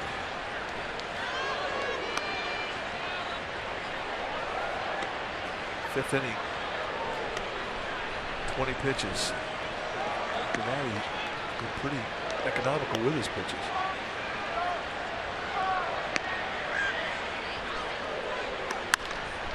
Bumgarner just missed it, and it's going to roll into center field for a base hit. And Span has a triple under his glove. The Phillies are on the board. It's 2-1. And Bumgarner really felt like he should have had that. Yeah, you're right. He had his glove up in time and everything. But nice 2-strike at bat, going right back up the middle. Bumgarner just expected a different speed. Kind of got a change up.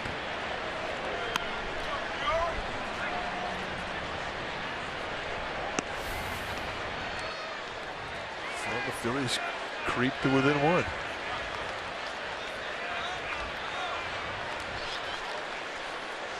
Rupp is 0 for 2.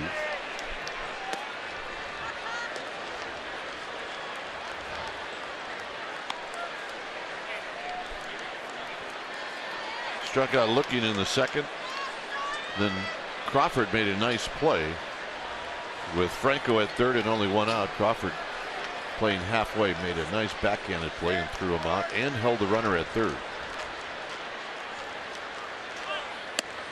Up high, 2-0.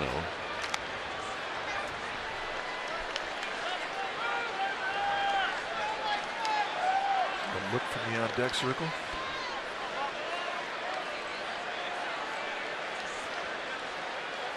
I think he's not paying attention. Not a good thing to do when you're in the on deck circle in this ballpark.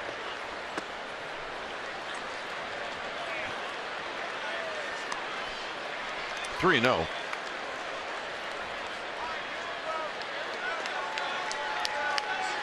And Rupp will turn it loose.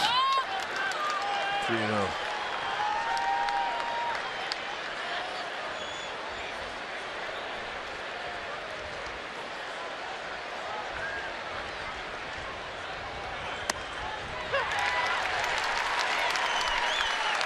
Phillies don't have a lot of stolen bases. They've only got 32 on the year. Kind of ranks them in the, at the middle of the pack in the National League. But still, Andres Blanco's got pretty good speed. You got to do a good job of keeping him close.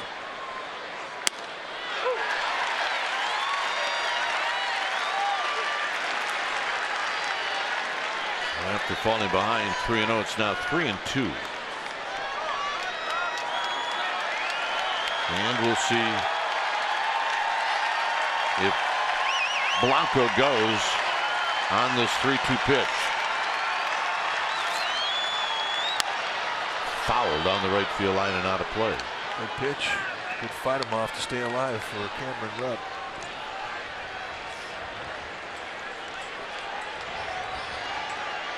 And I think the fact that Andres Blanco didn't go, I think, is out of respect for the 7 strikeouts that Bumgarner has.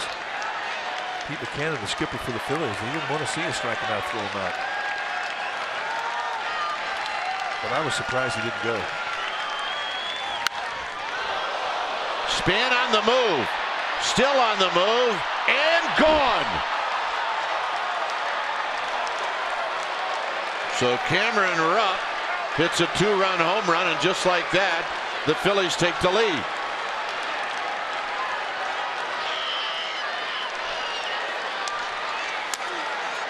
And that's his 7th of the year. Well, it gives you an idea of the power that he has. And that's going to be all for Madison Bumgarner. 3-2 challenge. You don't want to walk him. He gets the ball out over the plate. And Rupp seizes the opportunity, goes right back up the middle. And this made it over the wall by a bunch. So we've got a double switch. Gillespie's coming in, and so is Cantos. When it's time for a change, think Speedy. Oil change and auto service. Your oil change tune-up and repair experts. We'll be back.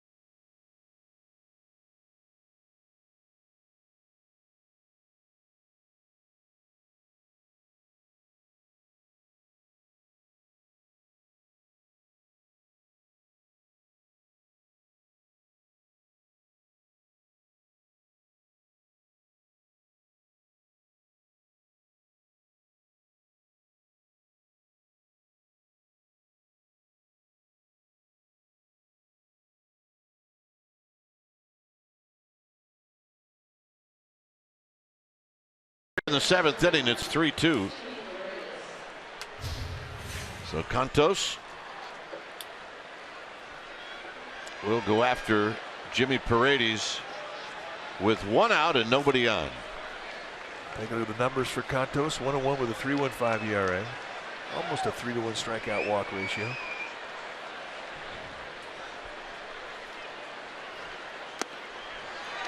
No balls and 1 strike. So right out of bed, starts Paredes out with a slider. That is the best specialty pitch that Cantos has. He's also a low 90s fastball guy. He'll give you 2 types of movement.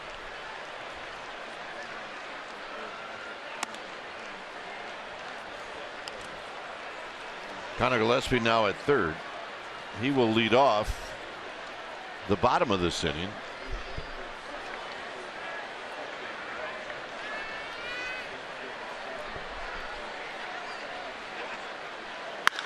Hit up the middle. Panic on the backhand.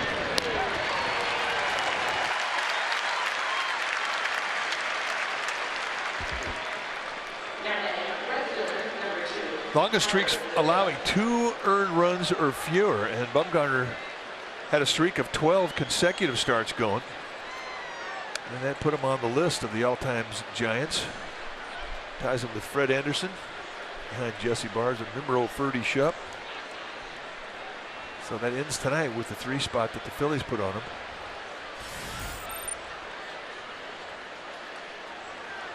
Here's Goodell and a strike. But I mean, anytime you put yourself on a list with Ferdy Shupp, you've done something. Yes, you have.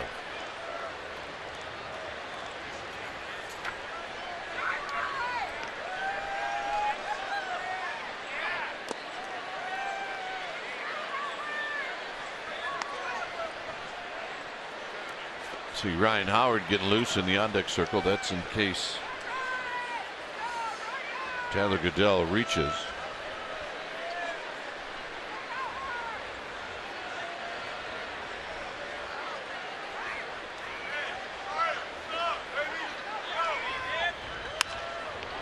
Foul.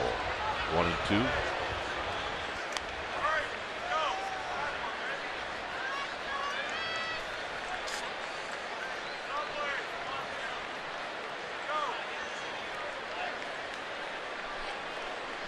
Five hits for each team. The difference in this game, the Phillies have a home run. And that'll end the inning. Phillies take the lead. Gillespie Blanco span coming up.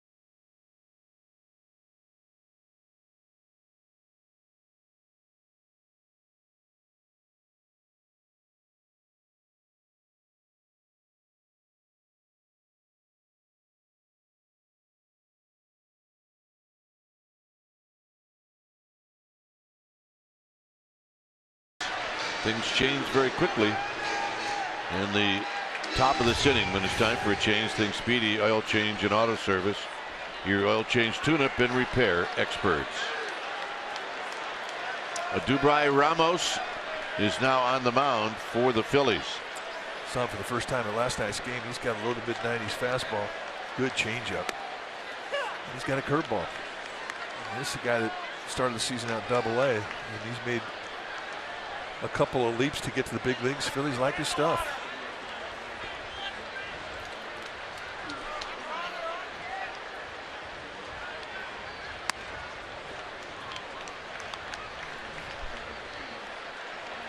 Gillespie started last night at third and went 0 for 4.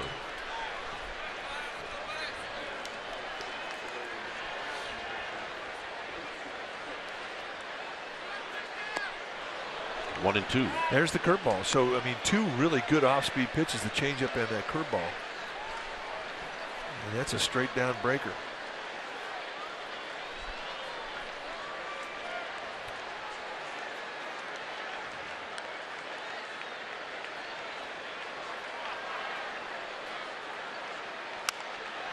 Little number behind the bag, and it'll be Freddie Galvis who makes the catch.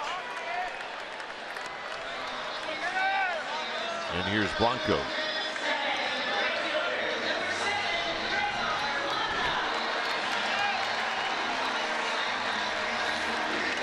So Blanco steps up.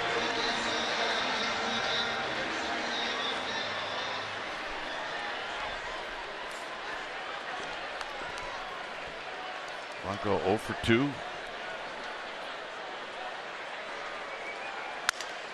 And foul. Not by much.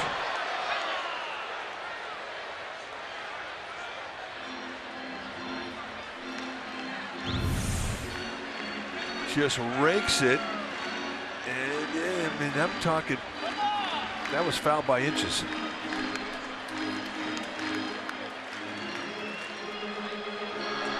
Just has to go over the base fair.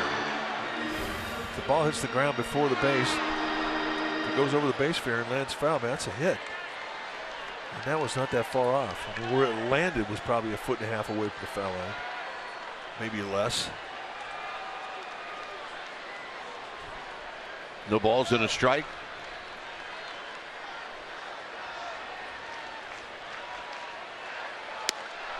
Nothing in 2. Phillies are a young team. I mean, they're looking for stars, and they've made a lot of deals where they've beefed up their minor league system. Got him. And generous strike call at 96.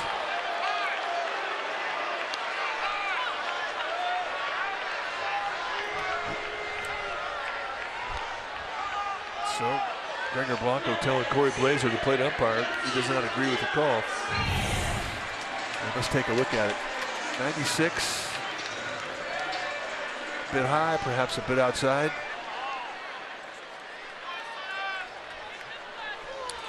Span 0 for 3.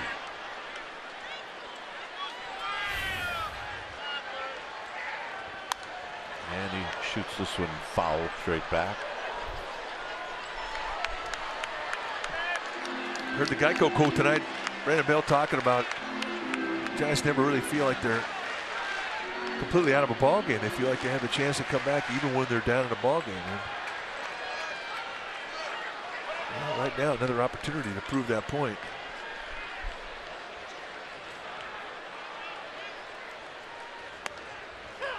But right now, Dubry Ramos is dealing. David Hernandez starting to heat up. Now they know Hernandez.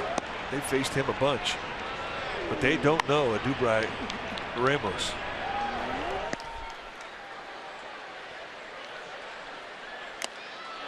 And that'll end the inning. 8th inning coming up. It's 3-2 Phillies.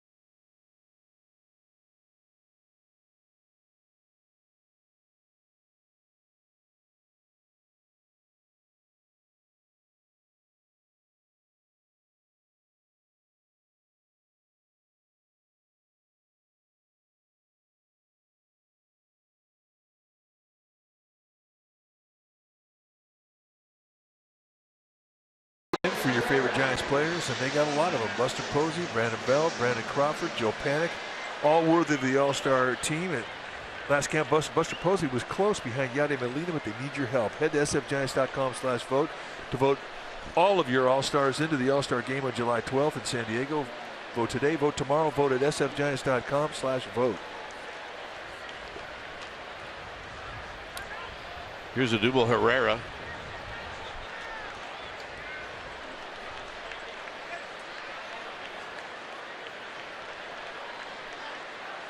So Herrera hitting for the pitcher. Top of the order on deck.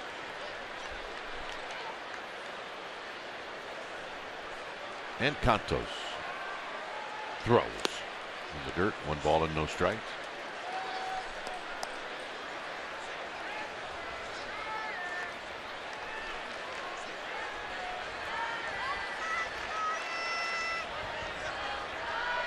Cantos replacing Bumgarner. Got the last 2 outs of the 7th. 1 ball and 1 strike. That's a good slider. I mean, that's what he's known for. And it's working tonight.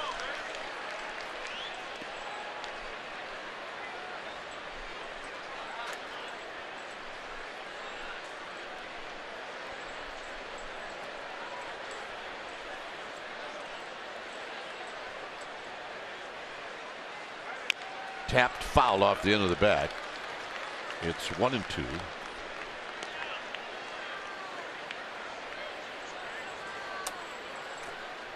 Such an important out to get when you have a leadoff hitter like Herrera, pinch hitting with good speed. Keep those legs off the base paths.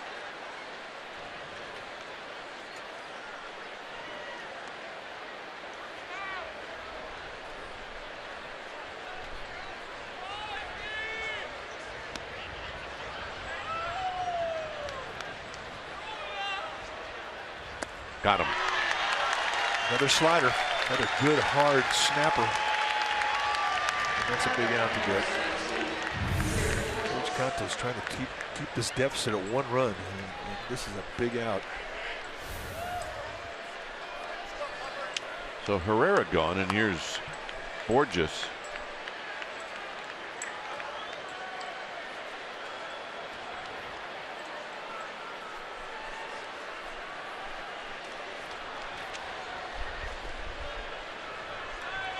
Borges has been on base twice, a walk and a single. Bumgarner struck him out in the 4th.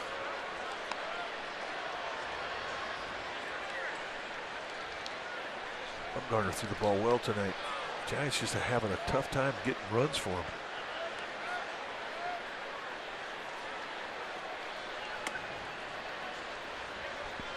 That's a fact.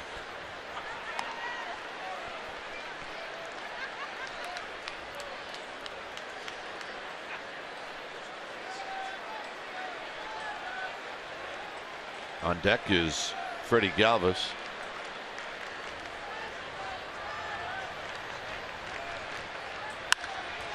Right at Crawford, a bullet. Borges has really swung the bat well in this series. Another good at bat. All that was bad luck for Borges.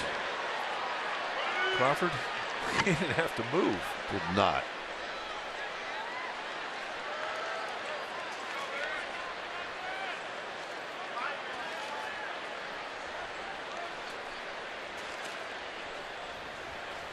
Galvis 0 for 3. Fly ball, ground ball, strikeout.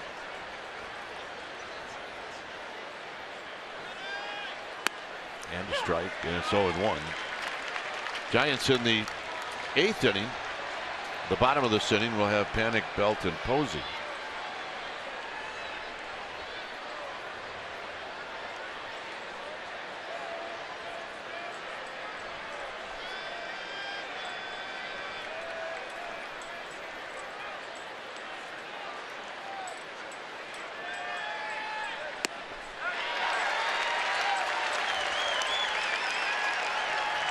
So a quick 0-2 to Freddie Galvis. The slider that George Cantos has had. last week and a half. But it is snapping tonight.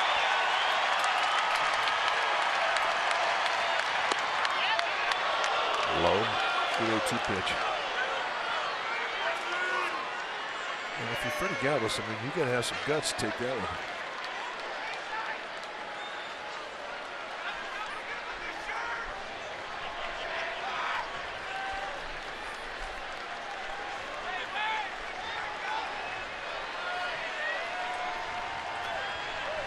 Foul back, so Galvis stays alive. Bullpen is empty for the Giants.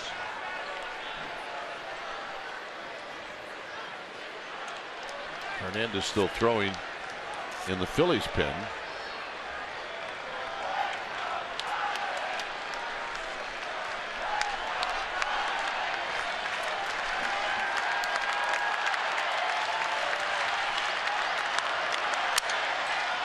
And that's foul as Galvis broke his bat. Did not sound healthy, did it? So, reload.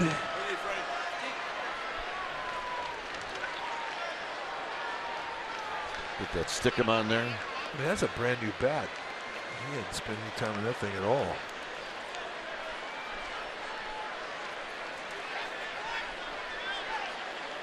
You know, that's one stat we never sent requesting information from Elias about how many bats a guy breaks during the course of the year. I would be interested in knowing that.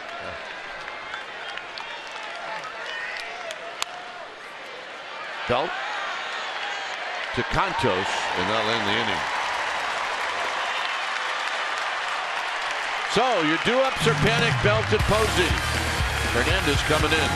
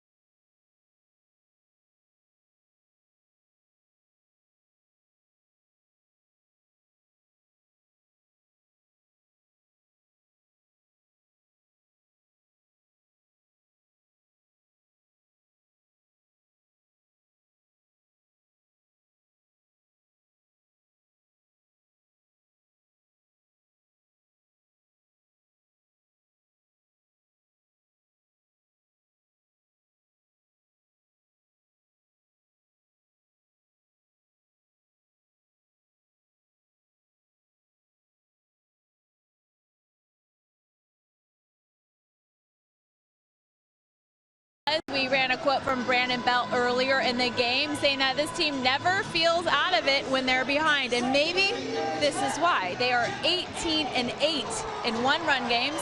That is the best winning percentage in baseball. Gentlemen? Yep. So here's Hernandez facing Joe Panic. And Panic takes high, 1 ball and no strikes. Well, if they're going to do it, they're going to have their hands full. And it's time for a change. Think Speedy Oil Change and Auto Service. Your oil change tune-up and repair experts. That was for David Hernandez, 45 strikeouts in 34 2/3. Gives you an idea what type of stuff he has. It's low to mid-90s with the fastball and a good hard slider. He's also got a changeup, but it's more sliders and changeups. And they know David Hernandez. Long time playing with the Arizona Diamondbacks.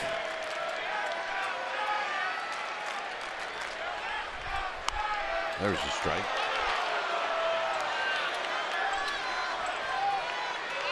moving parts in the outfield. Herrera goes in to play center. Goodell goes to left. Borges to right.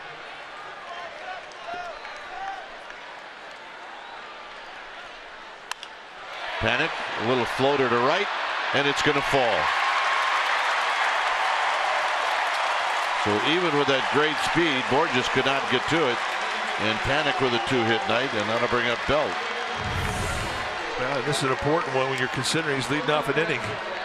Fastball got in tight on him at the belt, and he fights it off. And I think Borges just did not get a good read off the crack of the bat. Watch him in right field. And he had to hold his ground. Now it's that speed you're talking about. Even the speed without a good jump, not enough. So here's Belt.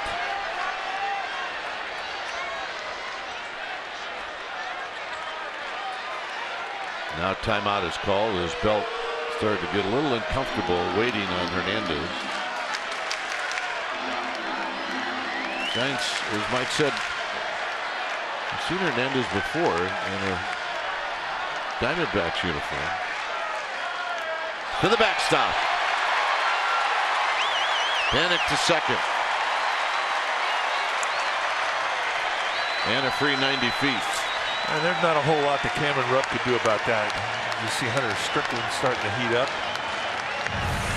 This ball just way out in front of home plate. And when it finally got to Cameron Rupp, it was about shoulder high in the hop, and he couldn't even get a body in front of it. Now Belt is 2 for 5 lifetime with a home run against David Hernandez.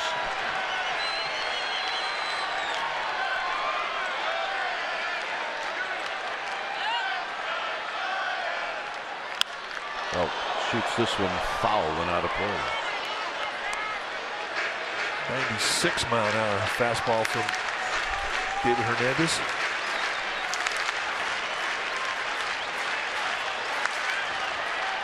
Giraffe people heating up.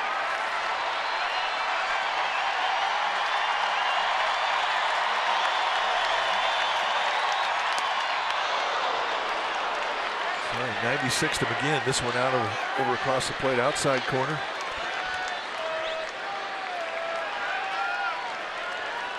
For Hernandez, this is a strikeout situation. Nobody out, runner at second. For Belt, I mean, he's got to at least get Panic over to third.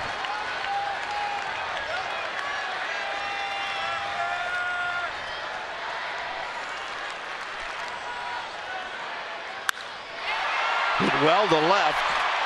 Panic's going to go back and tag.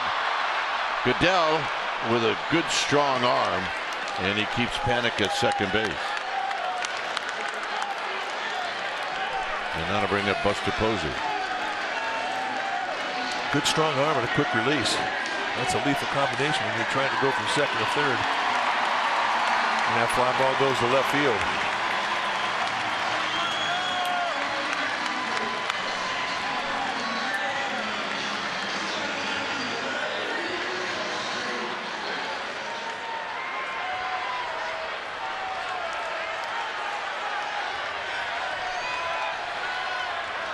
Mr. Tonight.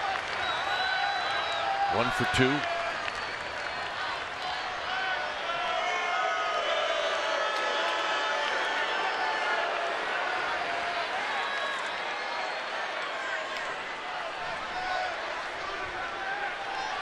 Two for 11 in his career against David Hernandez. Buster Posey.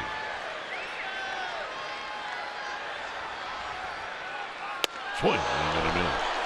And then there's that slider. I mean, he comes right out of the gun shooting that outside corner with a good hard slider. And this breaks down Posey mid-swing. That's a good pitch, but perhaps it did him a favor showing that thing first pitch.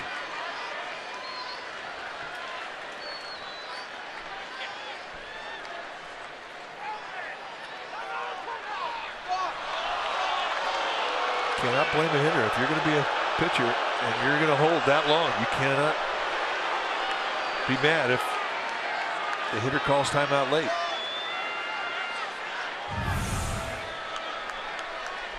Call time, stayed, held his position.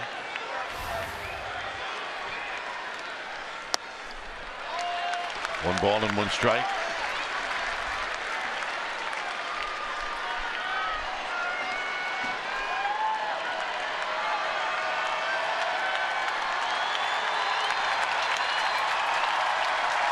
One ball, 1 strike, tying run at second. And that's the beauty of seeing that nasty slider on a first pitch. At least now you have something in the database. And it makes it a little easier to identify and take when you see it later in this same at bat.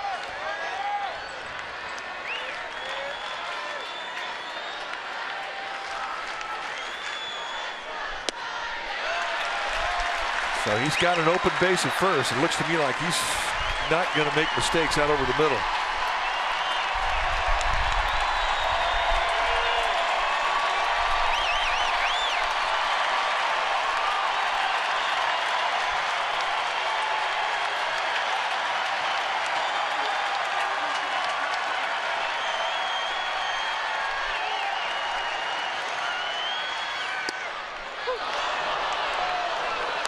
It comes to a full count now to Buster Posey.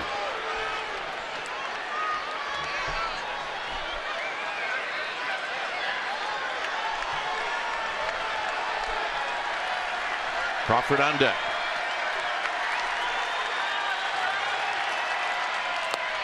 And the walk. Easy take.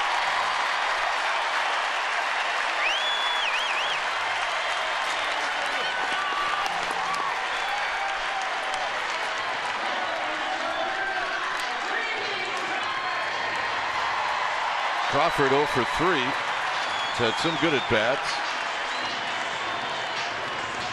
Crawford's 2 for 5 lifetime against Hernandez with a double and a home run. Not a great deal of at bats for you to get a good idea what a guy can do against David Hernandez, but enough to know that Crawford sees him pretty well. The Phillies really playing medium depth, normal depth in the outfield. They're not backing their guys up.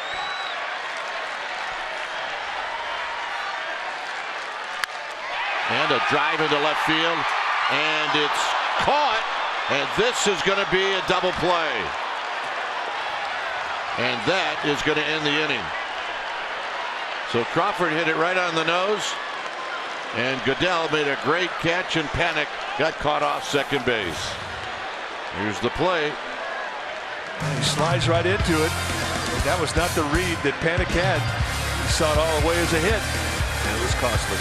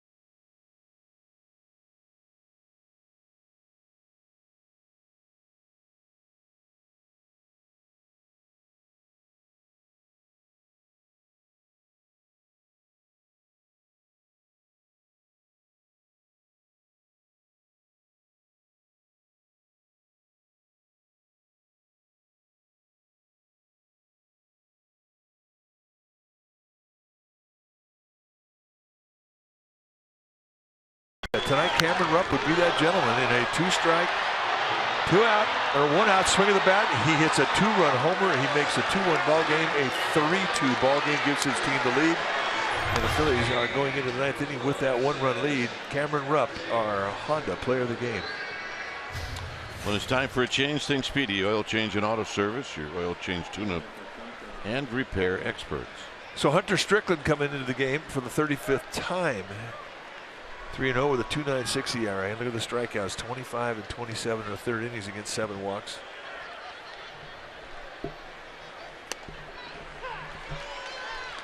You see a high velocity fastball. Mid to high 90s, hard slider. And a split.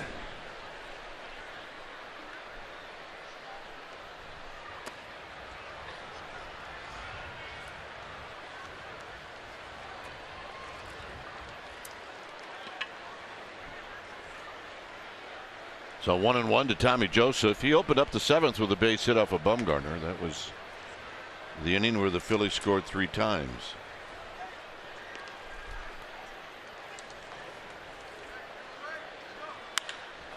And he lines one into left field, a base hit.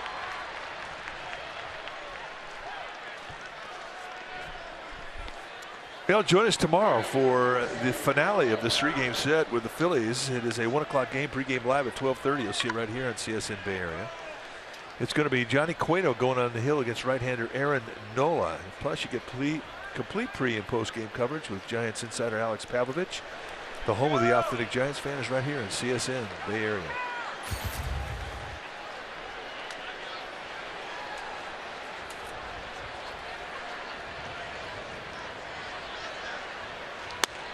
Here's Franco, who takes a called strike.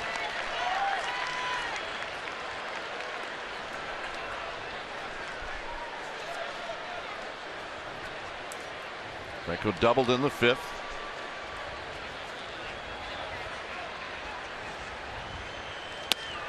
And another strike at 94. It's 0-2.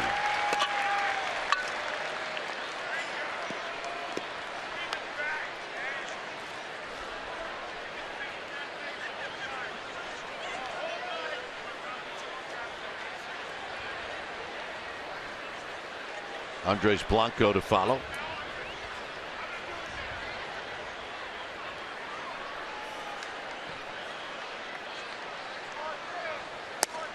Got him. Ooh.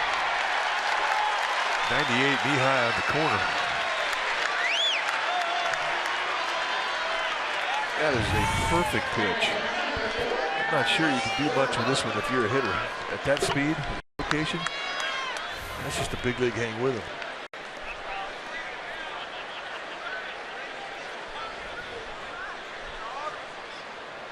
Blanco 1 for 3. Hit a ball back to Bumgarner that Bumgarner reached at, couldn't quite get it. Ended up being a single into center field. It knocked in the first run, and then he was on base when Rupp hit the home run to center field.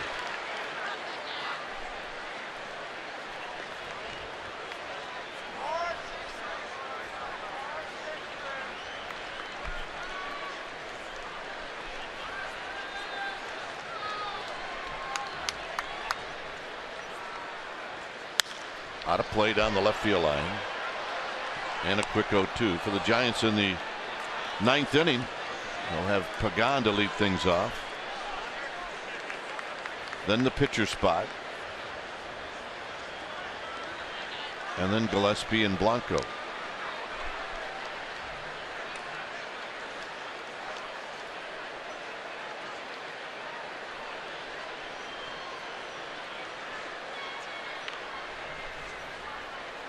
Up high, 1-2.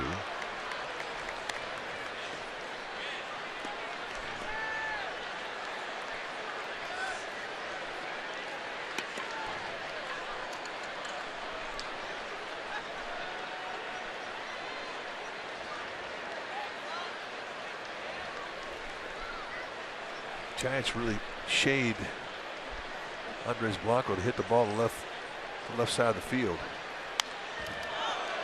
They're giving him the line of right field. See the shallow set on this side of the field, but they're really ignoring that. They're not thinking that Blanco's going to pull. I mean, it's a pitch 'em away, play 'em away defense. And with the high velocity fastball of Strickland, his ability to place it away, and that's where you expect him to hit the ball.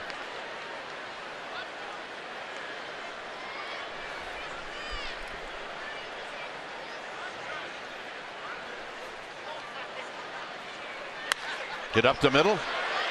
Crawford will shovel it to Panic, and that's a double play.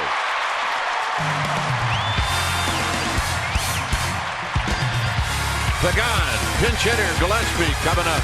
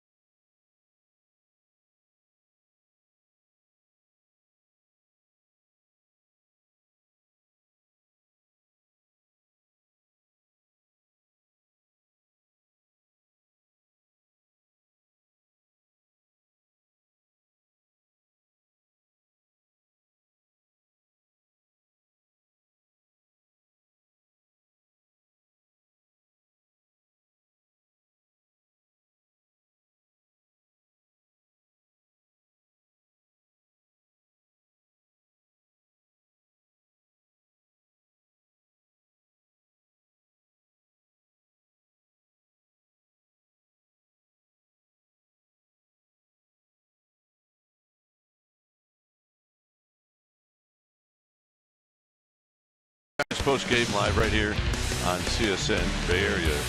Colin Smith, Henry Wolford. You get highlights of this game. Alex Pavlovich from AT&T Park, and you get highlights from all around baseball.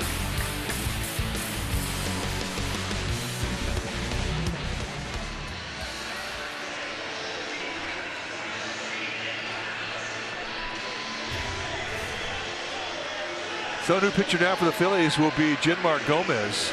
Look at the year this guy's having. 19 saves, 3.18 ERA, 24 strikeouts against 9 walks. How does he do it? Well, he's got a sinking fastball and a slider changeup combination, but the changeup is really his specialty pitch, and he's probably going to be the representative for the Phillies in the All-Star game. He's been that good for him.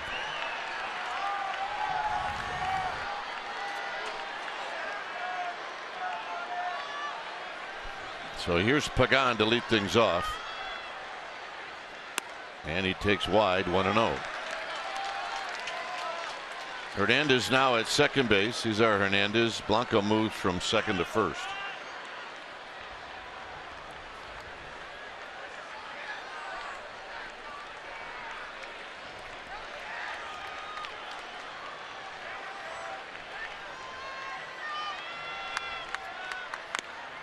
Strike to Pagan. Pagan doubled in the second. He's bounced out and popped out. See the fastball from Gomez. It's got movement that runs hard away from a lefty, and he puts a lot of balls on the ground. It's a nice combination when you have a guy that can get a ground ball or a strikeout, and that is Gomez. And that's wrapped foul. It's 1-2.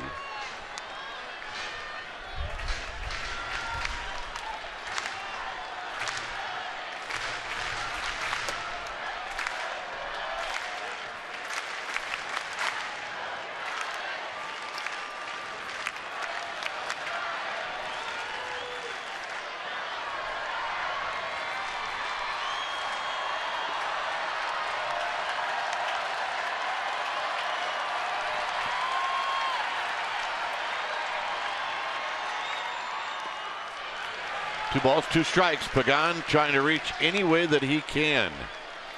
You're right. Get those legs on base to lead this inning off. That's the plan.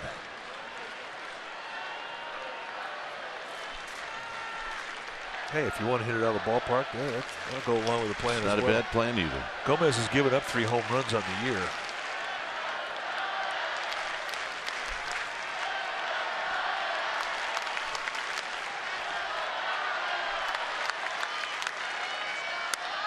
On the ground to second. Hernandez to Blanco. 1 out.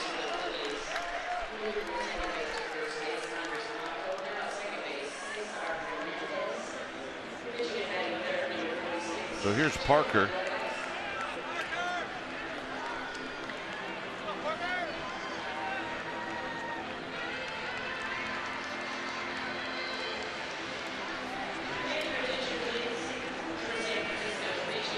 Associates headed down to the bullpen.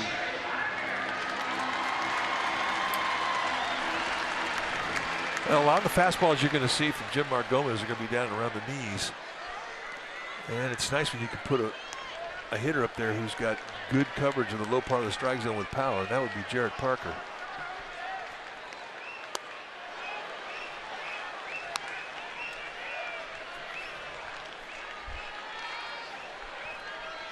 Parker with a healthy rip.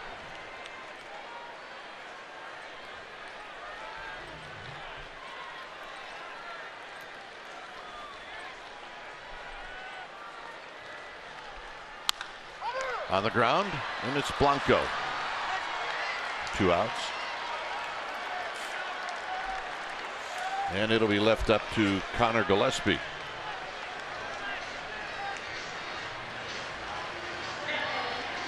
Gillespie came in as a pinch hitter in the 7th inning. Actually came in a double switch, and his first at bat and only at bat was a pop-up out to the shortstop Freddie Galvis.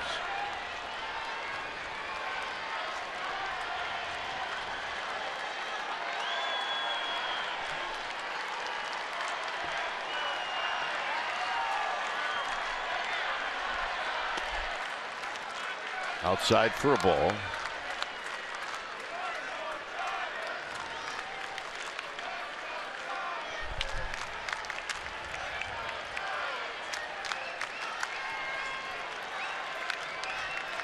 Connor Gillespie's job is just get on base and then see what Gregor Blanco can do.